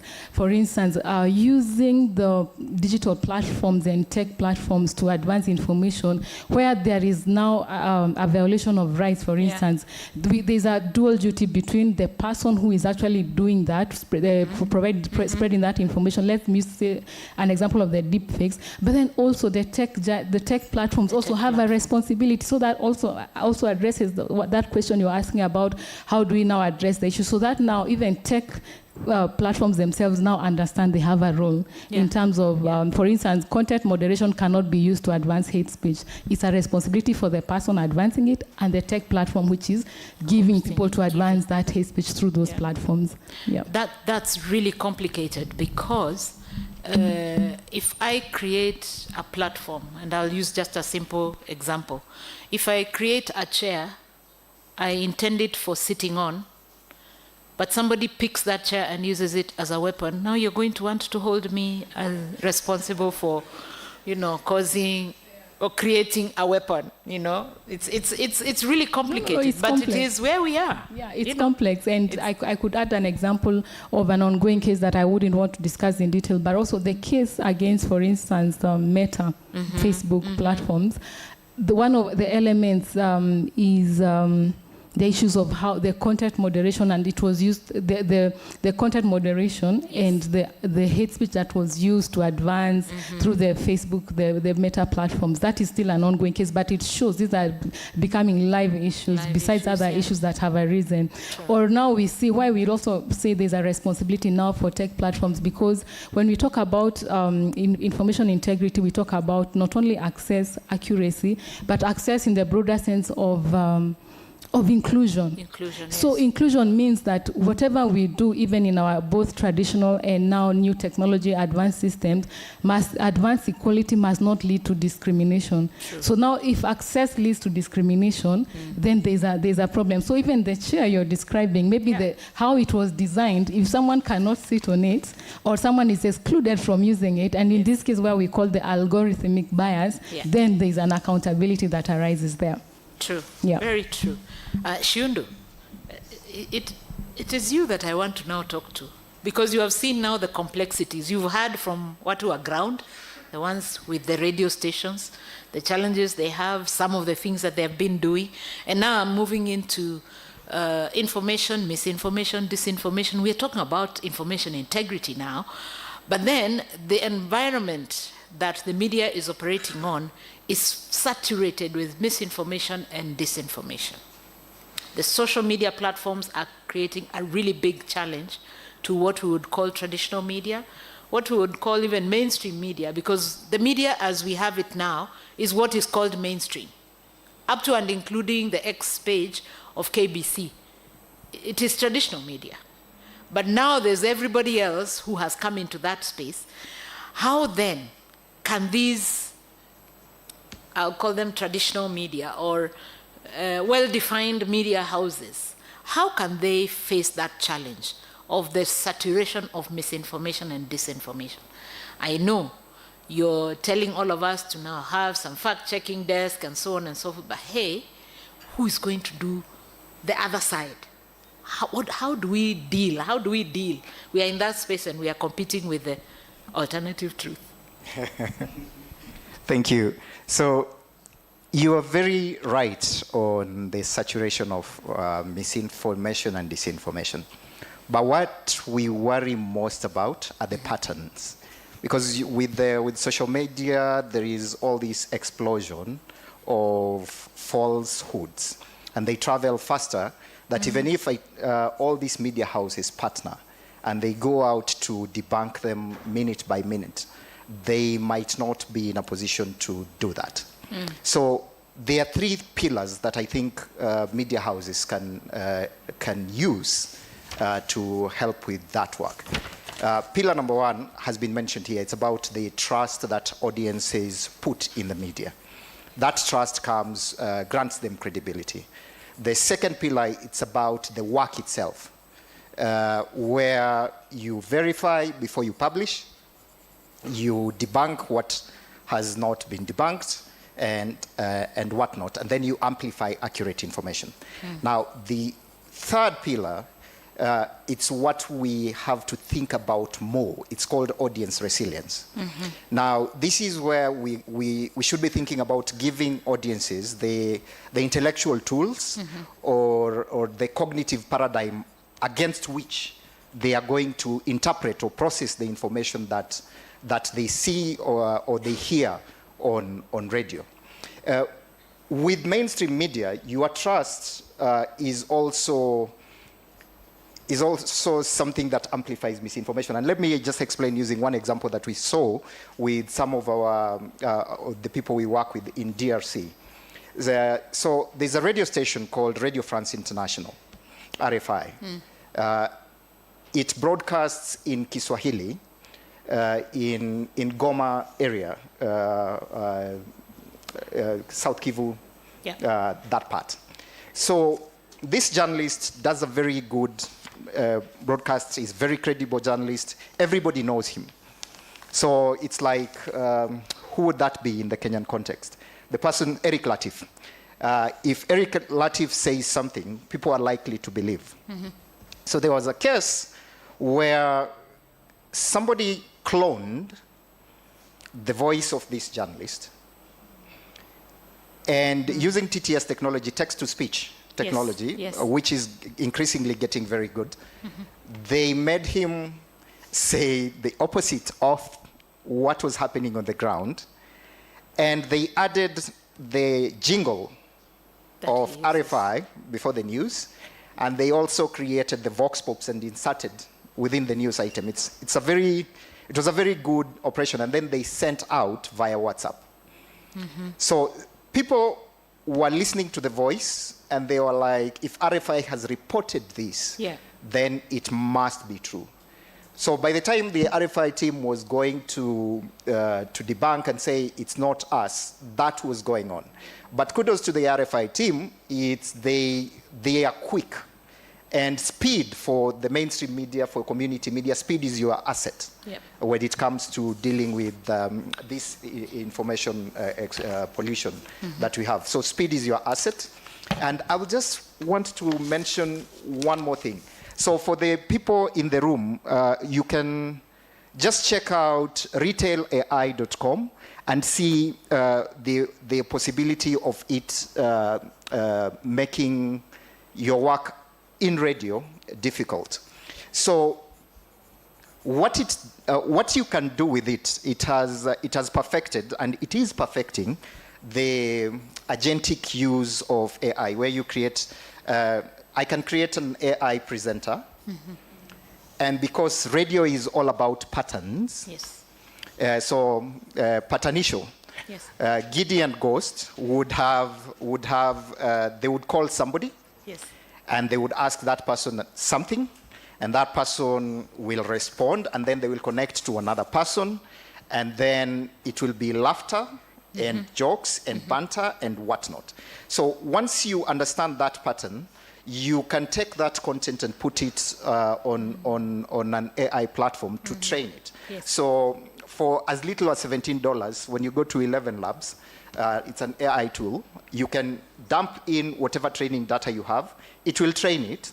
Then you can take it and take that content the way it is, transcribe it with whatever tool, whether Otter or Gemini or whatever, and import it into Retail AI. Once it's there, it can do anything. Like, it can be the presenter, it can create all those people, it can, like, whatever you want it to do, you can automatically make it do. And you can add the music, you can, whatever you want it to do. So The challenge for us, it's that we could be thinking about fake radio broadcasts. Yeah. Yeah. When we were starting with fact checking, we were telling people it's gonna get to a point where things are gonna be faked that you won't be, and people were like, "No, we'll see all these things." Right now, number one, we had a fake manifesto in 2022, like a complete, well-edited, designed fake manifesto. Yes. Right now, we're seeing fake voices. Just one more thing, and then I shut up on the fake voices. So there was, you have somebody like Nyambane, KJ, and Tony Njuguna. Those are the grandfathers of mimicking impressionist radio, where they would mimic the president, mimic the whatever public figure or Raila Odinga. Now, if you take somebody who is mimicking, or you take Raila's voice, and you train it again on 11 labs, and you type whatever you want that voice to say, and it says it, and then you take it and you sambaza on your WhatsApp group that Baba said this before about Sifuna or something, then that can be... Before Young or Simaloi, before you guys dig the archives to find out was this said or not, everybody is sharing it and saying this is the situation. So I think that is what we're experiencing on the information integrity and information resilience building field, and we worry that unless people are taught, not to just the dichotomy of, oh, it's false or true, but the context of how do I know this is true, and how can I anticipate or verify or do these things, then it's going to be difficult to really counter falsehoods on radio. Thank you. I'm very scared, guys. I'm very scared because soon enough, probably by the time I get to that door, someone will have cloned me and made me say something here, which I didn't say. And I'll be asking, might I have just said it? You know, it's at that level now where we really need to be very, very, very, very scared. So I'll go to Jamila now. Jamila Yesho. This is Wakili in the house, guys, the lawyer in the house. And so I'm just looking at compliance to the regulations that we have, but also apart from just compliance, I'm thinking about different formats that we use. I'm thinking about phone-ins. But in fact, what you've just described has thrown me completely off balance. I'm thinking to myself, I can sit here and create that fake voice and pose a question to the Situation Room or to, Good Morning Kenya or whichever program, and you can't find that person. I can create hate speech and just throw it out there. So how, as the media now, Jamila, I know there's tons of regulation that we have, guidelines, etc. But when it comes to things like listener phone-ins and user-generated content, now that will be user-generated content. I will sit here and say, but I was just being creative and just throw it out there. But then, who's going to regulate me? And how does the person in studio even know that this could actually be user-generated content that has been manipulated? How do we now begin to work with it? Because it's very unpredictable. And it may not even be covered in the law. Because that kind of scenario you have described, I don't think it exists anywhere in any of the laws. We will have to really look and underline and find the very fine print and now go into the aspect of interpretation of that law. But now, me who is sitting in studio and that has just been thrown to me, is there anything that I can fall back on and say, hold on a minute, there was this, in the law to protect me? Thank you, Christine. Happy World Radio Day. So you didn't answer her. I want to be sure you're listening. You are not very busy there creating something. Shundu gave us a place to go, and I'm suspecting there's somebody paying that $17. Be careful. So the media is in a very interesting and unique position because the law provides protective measures, but again, the law provides sort of guardrails on how you can operate within that space, even with emerging technologies. So while we enjoy the freedom of the media under Article 34, this freedom comes with responsibility. And this responsibility is anchored in the Code of Conduct for Media Practice. And it allows journalists to conduct their journalistic duty. However, it does not absolve you from certain responsibilities, things you need to ensure before you conduct your journalistic duty you have complied with. So should anything go wrong after, you're able to rely on the shield. Again, the law protects you, but the law will only protect you if you've adhered, and that's compliance. For example, the Code of Conduct, well, we are talking about, this is a very progressive regulation. It's a standard that has been set. We always, often than not, say that the law tries to keep up with innovation. And this is a classic example because the Code of Conduct for Media Practice has done just that. It is keeping up with innovation, and it has provided in its clauses exemptions, and it's how it has been drafted, it's more or less a checklist, and it even guides journalists. While you're conducting your journalistic duty and you're using AI, you should not misinform. You should get consent. You should ensure there is editorial responsibility because the buck stops with the editor.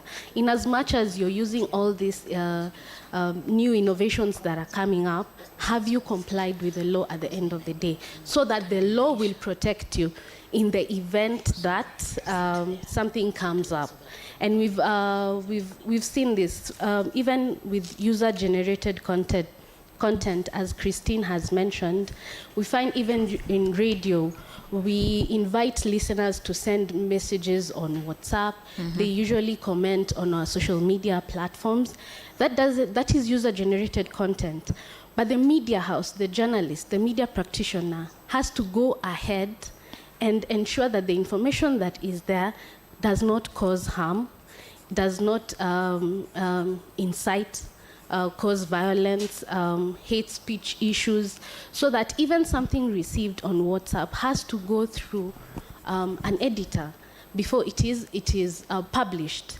And also another example would be call-ins. For example, when we have listeners calling in, you need consent, especially when personal data is at play.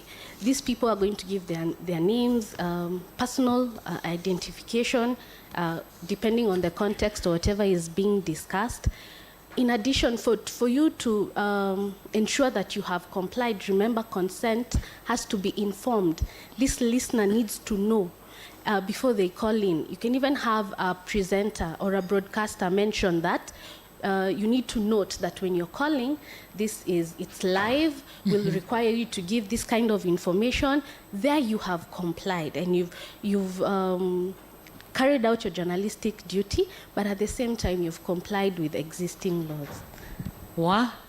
So we start telling people, okay, so mukipiga simu, please just remember that this is, sometimes it's even, see, it's recorded. Those programs are recorded. This program is recorded. Please note, can you give us consent? So you want the person to start by saying, yes, I give consent. Swali langu ni.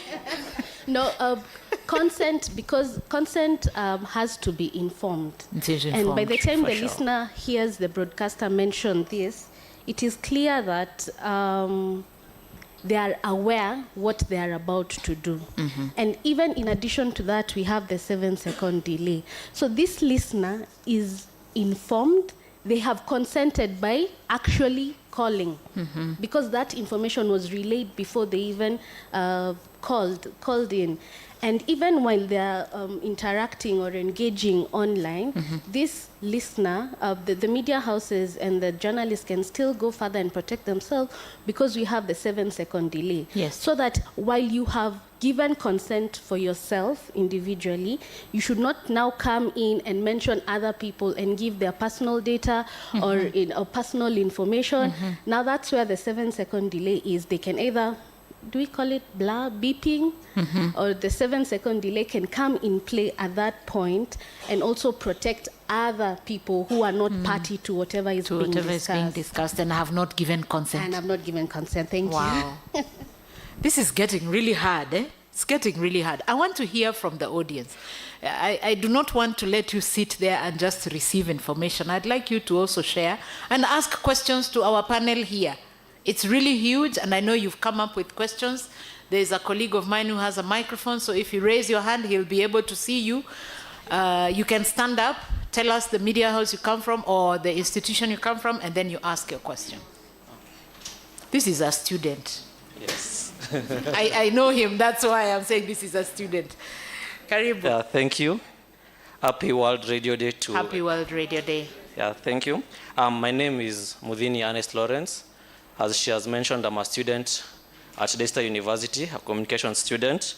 And my question I had 2 questions for the panel.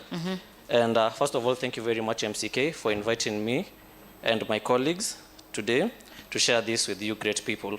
So my question is, as a student journalism and a radio presenter in training at Shine FM, how soon can learning of AI be integrated or trained in media institutions? Because one take from here is that AI is here to stay and it should be used as an ally, not as a competition. So how soon will it be integrated to these learning institutions and what steps will be taken to actualize this? Okay. And my second question is, when we came, we were provided with this, with this book by Katiba, and because it was here on the table, I believe it had a purpose. And I decided to skim through it up to chapter 4, Bill of Rights, up to the youth, page 44, I believe. So, about the youth, it says that the youth have a right to access employment and to participate in social, economic, and political. And AI being in all of this, how can the youth or young journalists be involved in this in terms of AI training or becoming policy makers? Thank you. All right. Thank you. Another question? So Katiba mtajibu hiyo? Good. Another question, comment, question? There's a hand here, Jacob. It's all the way just in front of the the cameras. Thank you, Jacob. Mine is to the moderator. I just wanted to know whether you invited regulators here, like CA, because these are fairly new area of technology. And when they developed the Kika, 1998, this technology was not there. They have been reviewing it, policy every other time. But for the time being, what is the platform for regulatory intervention in case there is violation of this particular matter? Number 2, I just wanted to request MCK, because they have specialists in AI, to see whether they can give assistance to community radios. We have requested for that, but I hope it is oncoming, but we have not received it because many community radios don't have expertise in AI. Finally, you are aware that CA is introducing migration to digital radio. I don't know who knows about that. Like they did for for TVs. They are going to introduce it. Then they have held forums with us. What I don't know is whether it will be mandatory. If it will be mandatory, how will the consumers of our broadcast receive accessible and affordable receivers? or are we going, as somebody suggested, going to receive this news or information through our mobile phones, in which case they must be smart? Thank you. Thank you very much. Let me just respond to your first question. We did invite Communication Authority. They were even supposed to be part of this panel. We kept on hoping that they will show up. They did not respond as to whether they would come or not. And I think by now we know the answer. They were quite engaged in other national building activities, so they were not able to join us at this particular one. I would really have been happy for them to be here, because that was the question that I had for them of the migration of radio, so that we also see what plan do they have in place. However, Jamila can probably assist in giving some light, maybe not a rule of thumb kind of response, but on whether there is a platform for that regulation, and probably even just look at the gaps. There is something that we have noticed, and when I say we, I am talking about me as a person in the media, me as a person in the council, but also me as a citizen. I noticed that governments and regulations are usually the last to pick up on emerging trends, to put in regulatory frameworks and so on. They're usually very far behind. So I know regulation is going to come. I don't know how soon. Perhaps, Jamila, you can give us a little bit of a platform. But our expectation should always be, they wait and see, how are you guys dealing with it? And then they start thinking, okay, now how do we regulate? How do we guide? And so on and so forth. So Jamila, and then we'll have Katiba Institute. I don't know who will answer the first question. Did you have a person in mind who can respond to your first question? It was open-ended. So anyone who wishes to pick it up, I see Marita smiling, so Marita might just respond to it. So Jamila and then Katiba. All right, thank you for that question. I think it's important to note that Media Council of Kenya is also is a regulator, and our mandate is anchored on Article 34(5). We regulate media content and the media space. So in addition to Communication Authority, we regulate the space and have set standards through the Code of Conduct for Media Practice, which is a very recent document. It was passed last year, keeping up with new technologies and artificial intelligence to regulate this space. And one of the things it does, it provides the legal obligations, ethical obligations that journalists need to adhere to in their journalistic duty. So the standards have been set by the regulator. Regulatory sanctions are provided for in the Media Council Act. And also, in addition to that, we have the Complaints Commission, which is a quasi-judicial body that is established under Section 27 of the Media Council Act, which plays a critical role in media disputes. So the standard has been set by the regulator.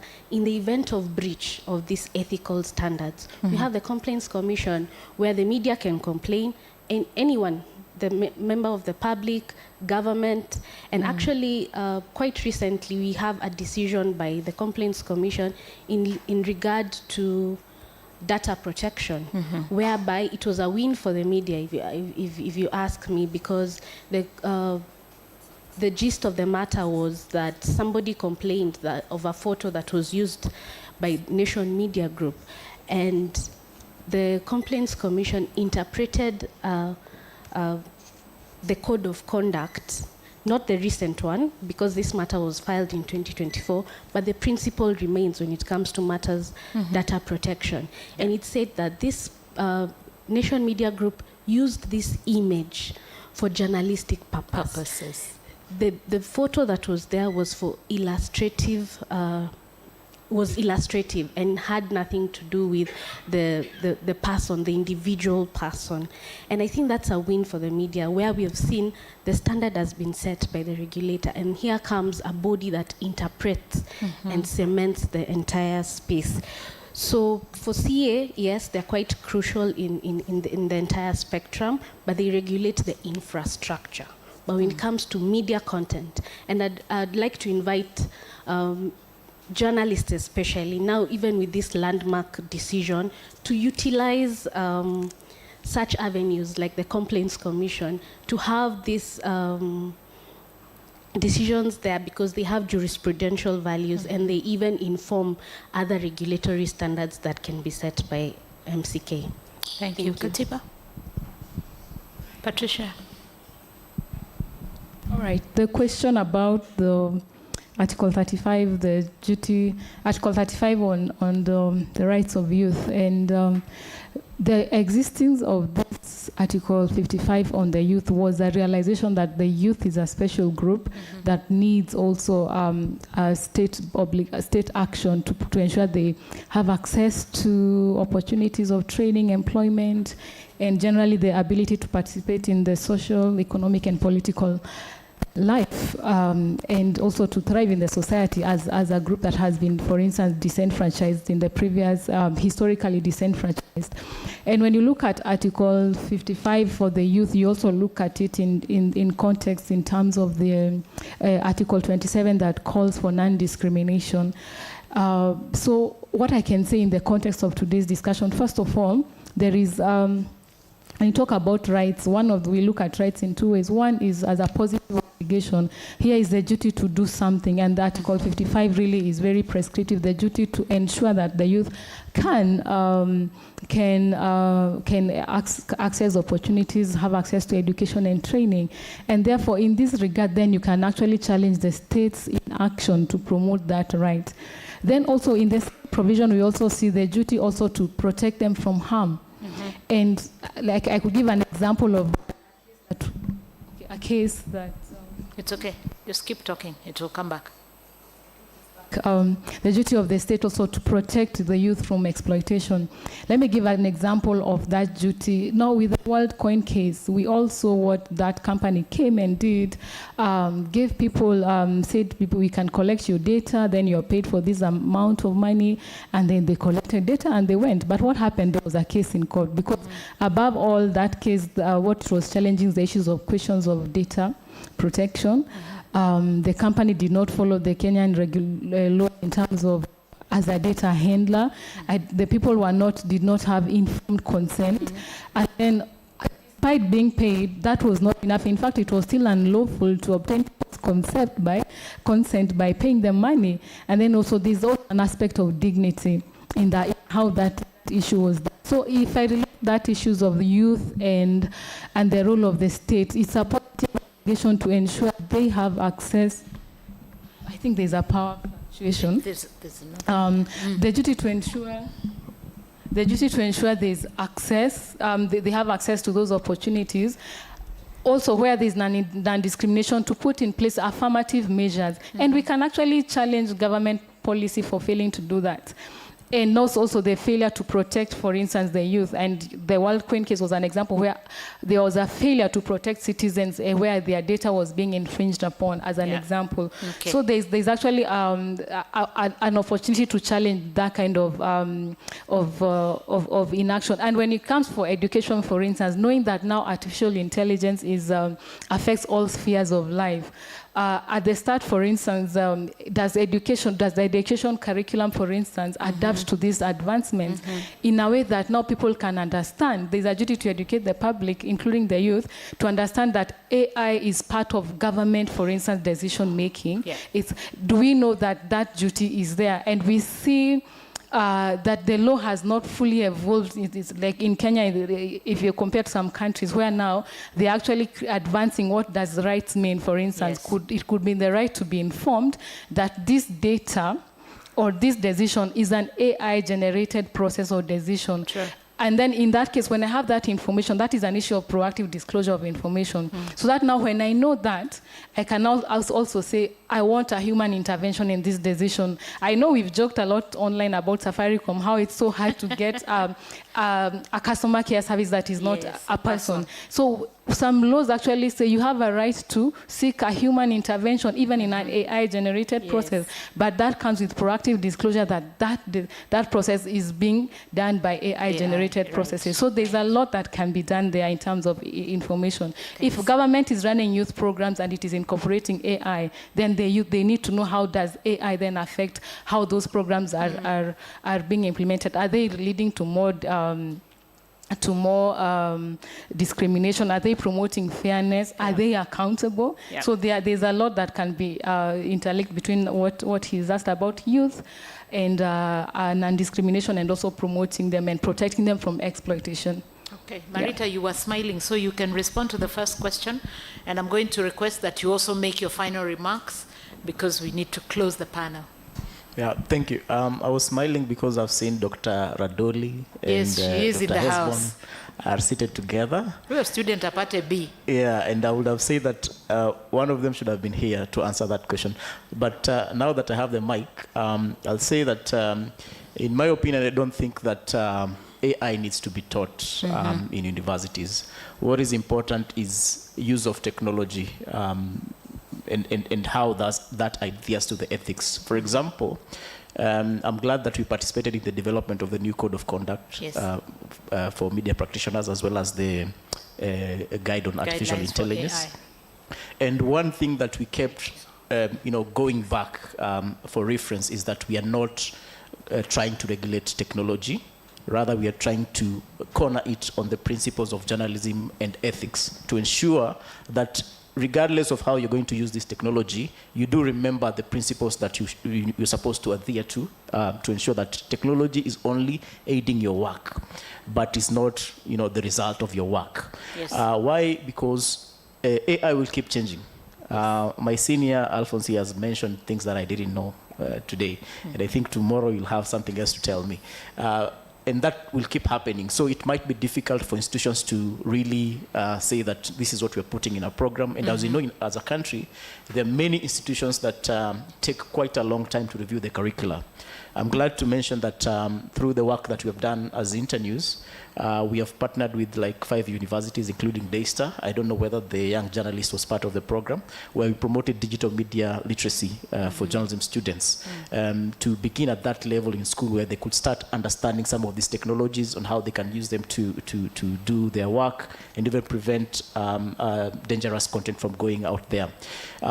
Out of these 5, at least 2 have mentioned that they are really reviewing their curricula to incorporate issues of digital media literacy. And this is better than just focusing on AI in particular, because it will help them now be able to really learn on how to utilize technology in a useful way for their journalistic work. Thank you. Finally, it's just to tell everyone that it's a wonderful day, a day that should be celebrated, but most importantly, we need to remember on how we are protecting media freedom in a space that everyone and everything is attacking journalism. Technology is, people are using it negatively. Those who feel infringed by what integral journalistic work is doing, like investigative journalism, will tend to portray media in a negative way. And radio continues to be at the cornerstone for reaching many, many, many audiences. I believe, watu si wajinga, that in the end, you have seen even the report that was shared here by the CEO. Yes. Media is being relied upon, and even after what my former colleague mentioned, Simaloi, that people still trust in media. They still go back to traditional media to verify the information they're seeing out there. And we can only continue this work if our work is defended, media freedom is protected, to ensure that we can keep doing the good work that we're doing. Thank you very much. Thank you. Give the mic to Simaloi to give us her final remarks. Make them 30 seconds. We're named to a radio, so you know this stuff. Christine, that's a tweet. But I'll try. So what has been running through my mind since I saw the theme for this year's World Radio Day, the conversation we had earlier this morning with the CEO at Fixing the Nation and with the team here, is if we were to ask the media houses represented here, whether community or at every level, is AI their biggest problem or challenge?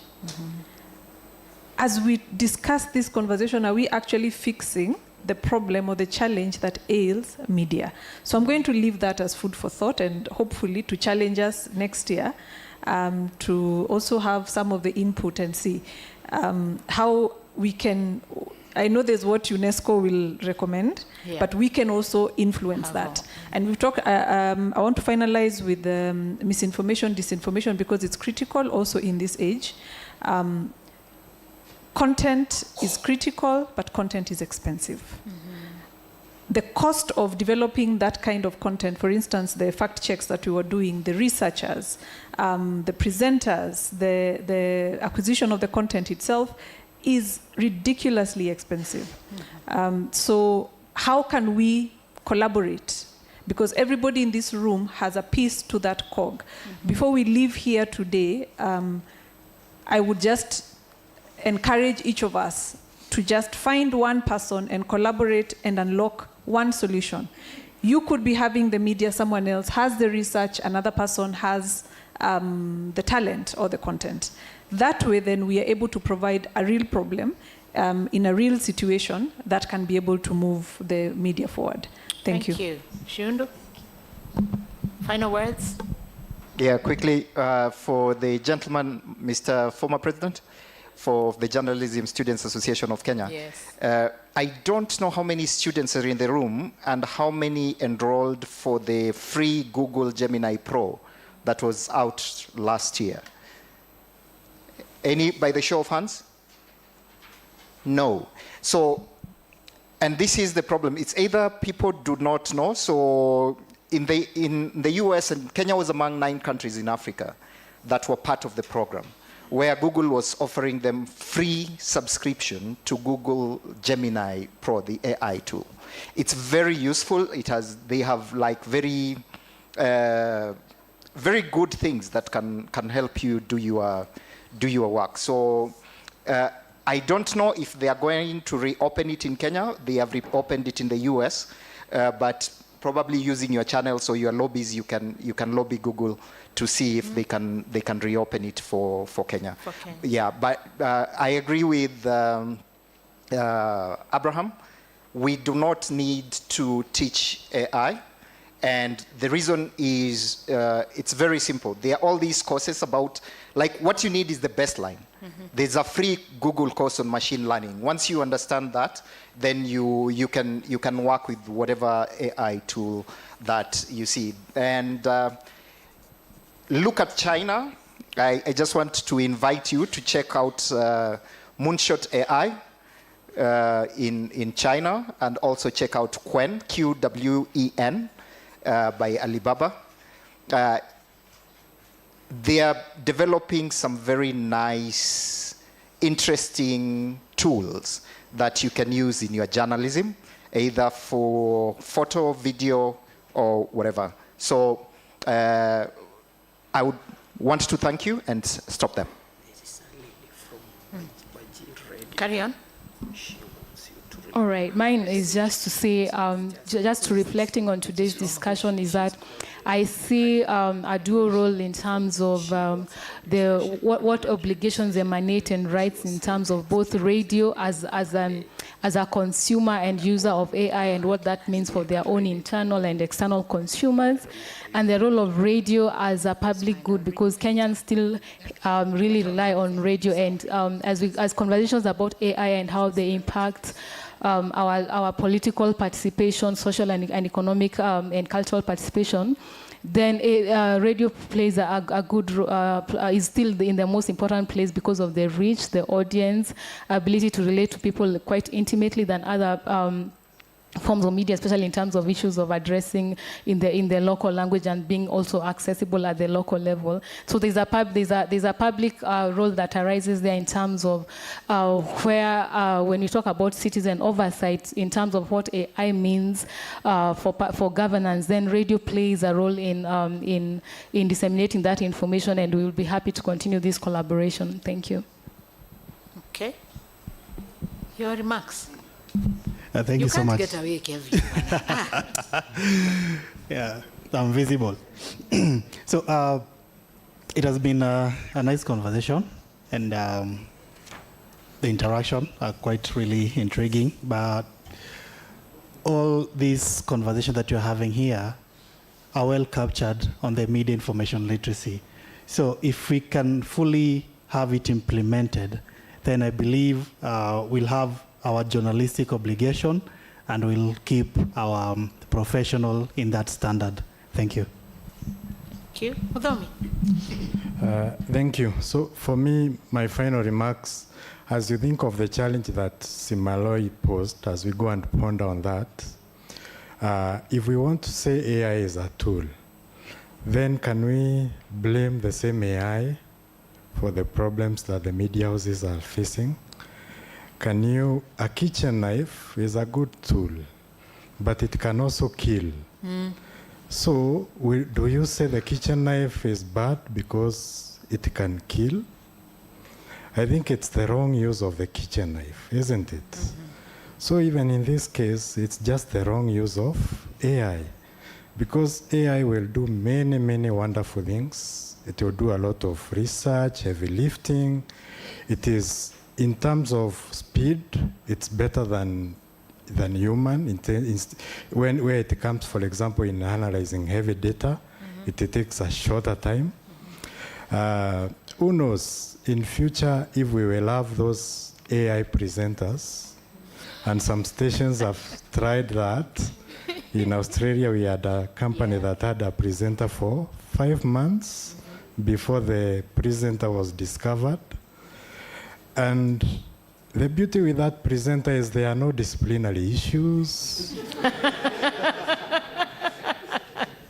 For a person who is in management, it's a wonderful presenter to work with, isn't it? So let's face it and see, maybe it's a problem of management, it's not a problem of AI, okay? Sure. And then when we say that AI is not coming to take our jobs, let us not be comfortable with that statement. Because if we will have an AI presenter and it takes the place of a person, what has it done? Is it a job that it has taken? Yeah, so if you don't upskill, if you don't, you are not able to work with AI, it will definitely replace you. But if you are able to accommodate AI and use it to make your work easier, so that it can do the routine work, then you do the deep thinking and concentrate on other things, then you do not have to worry. But you can't sit there pretty and comfortable and say that AI will not take my job and do nothing about it. Thank you. Jamila? Thank you. Media freedom is anchored in law, but it comes with responsibility. And that includes, part of that responsibility is compliance. Compliance by design, in my view, is the best thing practitioners and the media can incorporate in their journalistic work. Have the necessary procedures in place, have the profanity delay, have ways to get informed consent.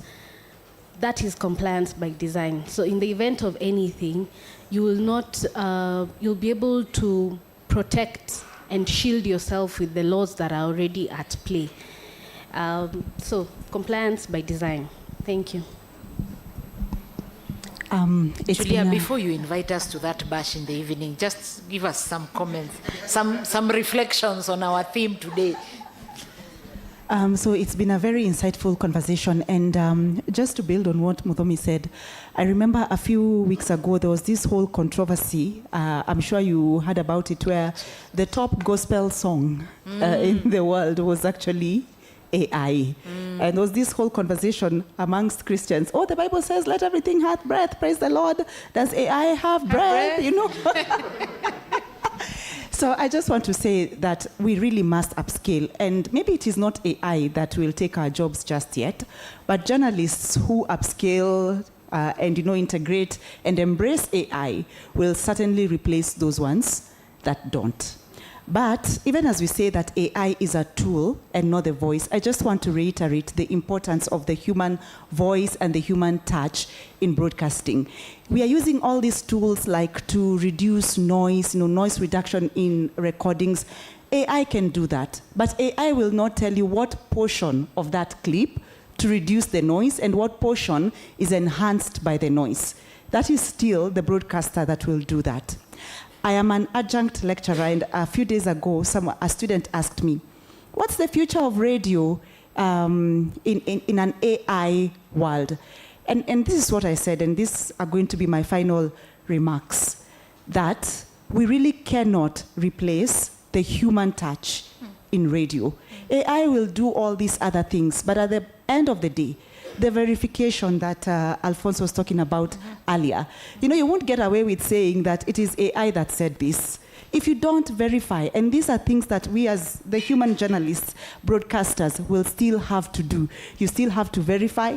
You still have to balance. Christine asked me earlier, how do you balance between integrity and these other issues? You have to make that call. AI will not make that call for you. So as I conclude, I just want to reiterate the theme for the day, that AI is a tool and not the voice. Thank you.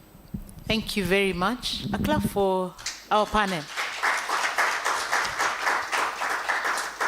I have written a page full of nuggets from this panel. And our colleague here has just brought me a message from somebody who I suspect is working in Wajir or somewhere in Northeastern. And she says, as much as we mark the World Radio Day, we celebrate the power of radio in transforming lives and connecting communities. As journalists serving the pastoralist community, we have endured numerous challenges in our mission to inform, educate, and empower. And she has listed a myriad of challenges that they face, from blackouts to broken equipment and the centralization of where that equipment is repaired. If their mixer breaks down in Wajir, it has to come to Nairobi to be fixed and then go back. What happens in that period of time? So she said, despite these obstacles, we remain committed to serving our people. We are grateful for the opportunity to operate a community media platform that addresses the needs of the often unreached pastoralist community. Radio remains the only reliable platform for information, awareness creation, and community engagement among pastoralists. Happy World Radio Day. I think she's called Miriam or Mariam? Mariam. She's called Mariam. So thank you very much. I want to just say that from this team we have learned quite a number of things. One of the key things is that there is need for audience resilience, where the audience can discern which one is AI-generated content and which one is the fact, the truth. Remember, Simaloi told us the truth is the truth. There is no AI truth and then human truth. We are going to get to that level, AI truth and human truth. We also need to think about AI as an enabler for what we do, not necessarily as coming to replace us. I'll tell you this little sentence of a story. When computers were coming, us who are already in employment, we thought we are all going to be fired because the computers will do everything. But we realized computers are not going to do everything. We still have to be there.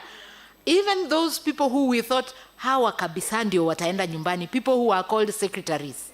The secretary used to take notes from the boss, come and type them and give the printed copy. The boss now types for themselves and prints. But did the secretary lose their job? No. They got a totally different job, managing that diary, etc., etc., putting the appointments, meeting the boss's visitors when the boss is not there. The secretary did not lose their job. So, as we are looking at AI, we are the ones who are telling AI that AI is coming to replace us. It is not. So I want you to just remember that we can use AI as an enabler to make our work a little easier, to make us produce content much faster, and disseminate it much faster. As I close, sasa wacha nijipigie debe. The annual Media Excellence Awards is closing on the 28th of this month. Please go on to that platform It is called AMEA. I know you don't like those very long words, Annual Media Excellence. It's called AMEA, A-M-E-A. Just go to AMEA 2026. It will take you there. You will see the 24 categories that we have. You will be able to click to submit your entry. Uanze kutafuta fare, ujilete Mombasa. Si mumeambiwa asubuhi? Utafute fare tu ujilete Mombasa. Chai tutalipia na lunch. So just bring yourself to Mombasa.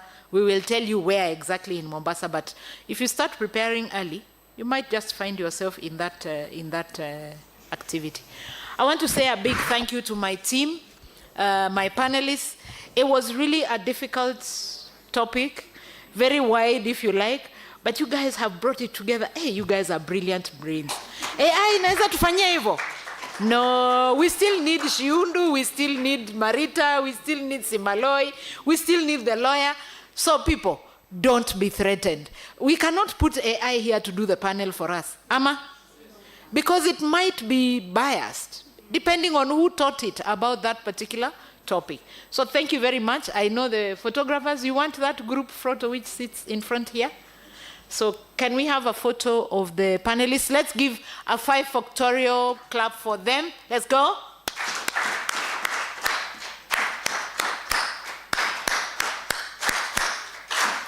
Thank you very much. We really appreciate. Wanasimama wapige picha. Who's coming to do the photo? Let's do that real quick.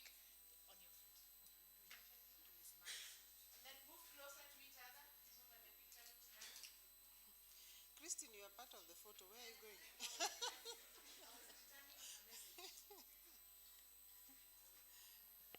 Okay, I hope I'm not making any noise for the photo. The photo.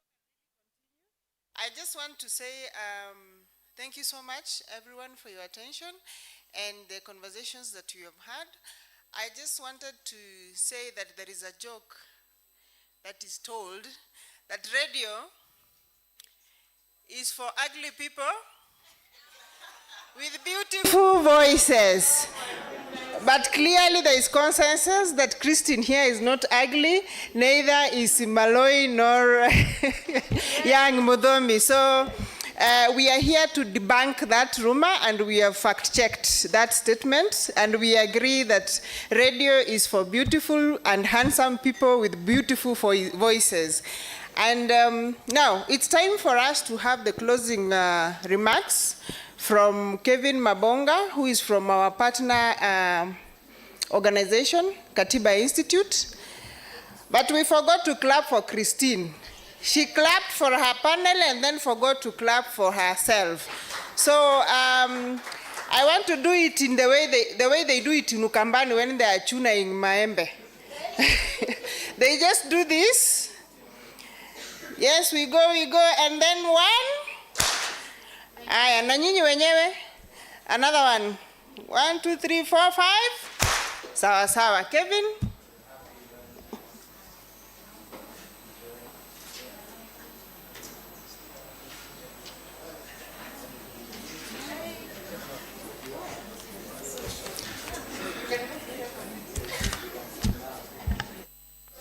Good afternoon, colleagues.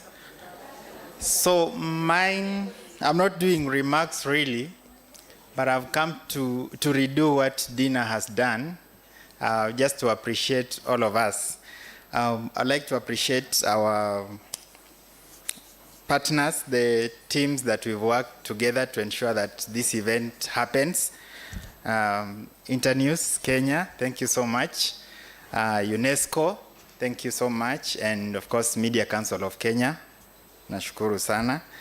And we hope that since the year has just begun, this is the first of the many events that we'll be hosting together. And just to pick up from where Christine left, by reminding you about, I almost said AJEA. AMEA, yeah.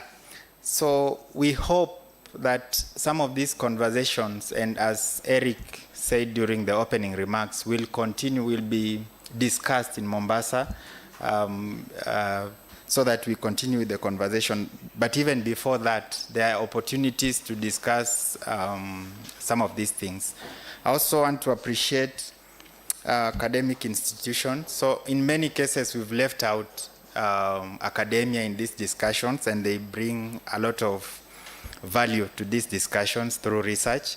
And I appreciate Aga Khan, my friend, Dr. Owila, and Daystar. I hope that we will connect more with the learning institution so that we get their perspectives and also benefit from research on these conversations. So just to highlight some of these things, 3 items that I'm picking up from this conversation. One is that we need to continue the conversations, and of course you've followed the remarks and the panel discussion, which was well moderated as usual by Christine, that we need to continue this discussion about information integrity. It's not just about us, but also do the audience know these discussions that we talk about. But again, most importantly for us at Katiba Institute, we are pursuing this aspect of tech accountability, that big tech must be held accountable, but also we look at our level of accountability. To what extent are we accountable? Do we know? So a marriage between access to information and the issue of data protection. So we also noted that there is need for something that has come out is capacity building among stakeholders. And on the panel, I've had 2 or 3 guys saying we need collaboration. When we talk of capacity building, we need funds. But when we collaborate, it becomes easier and cheaper for us. So that's another thing that we need to follow up. Then the last one I mentioned already about the Pan-Africa Media Conference that includes some of these topics. Those of you who are following I think the main summit that marks the World Press Freedom Day will be in Africa this year. And I think most of the people might make it there. And some of these topics highlighted are there, as well as RightsCon 2026. Topics to do with AI are featured quite a lot. So I'm sure we'll get an opportunity to be part of the conversation. So lastly, I'll thank you so much once again, and we hope to reconnect in other engagements and continue to collaborate at institutional and individual level. Thank you so much. So lastly, I would like to make an announcement about lunch. You'll pick your vouchers at the registration desk, then you proceed for lunch. We started with a prayer. I would request that we get a volunteer to pray for us as we close. Thank you. Any volunteer? Yes.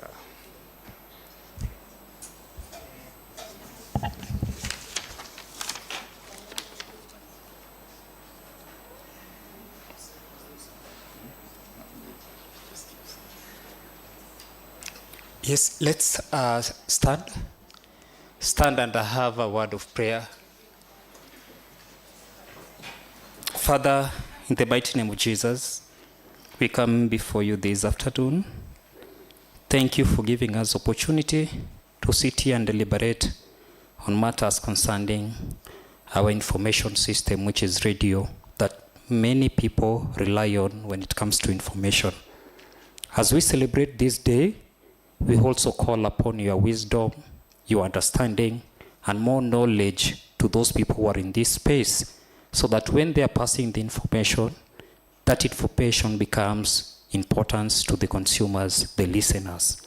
Bless our countries, give us peace. Bless the leadership of this country, give them more wisdom and understanding on how to govern this country.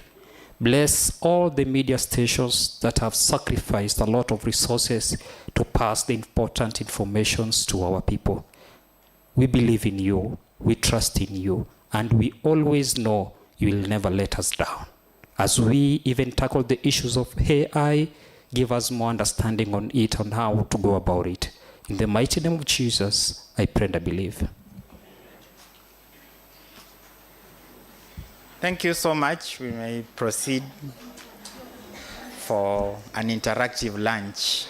Thank you.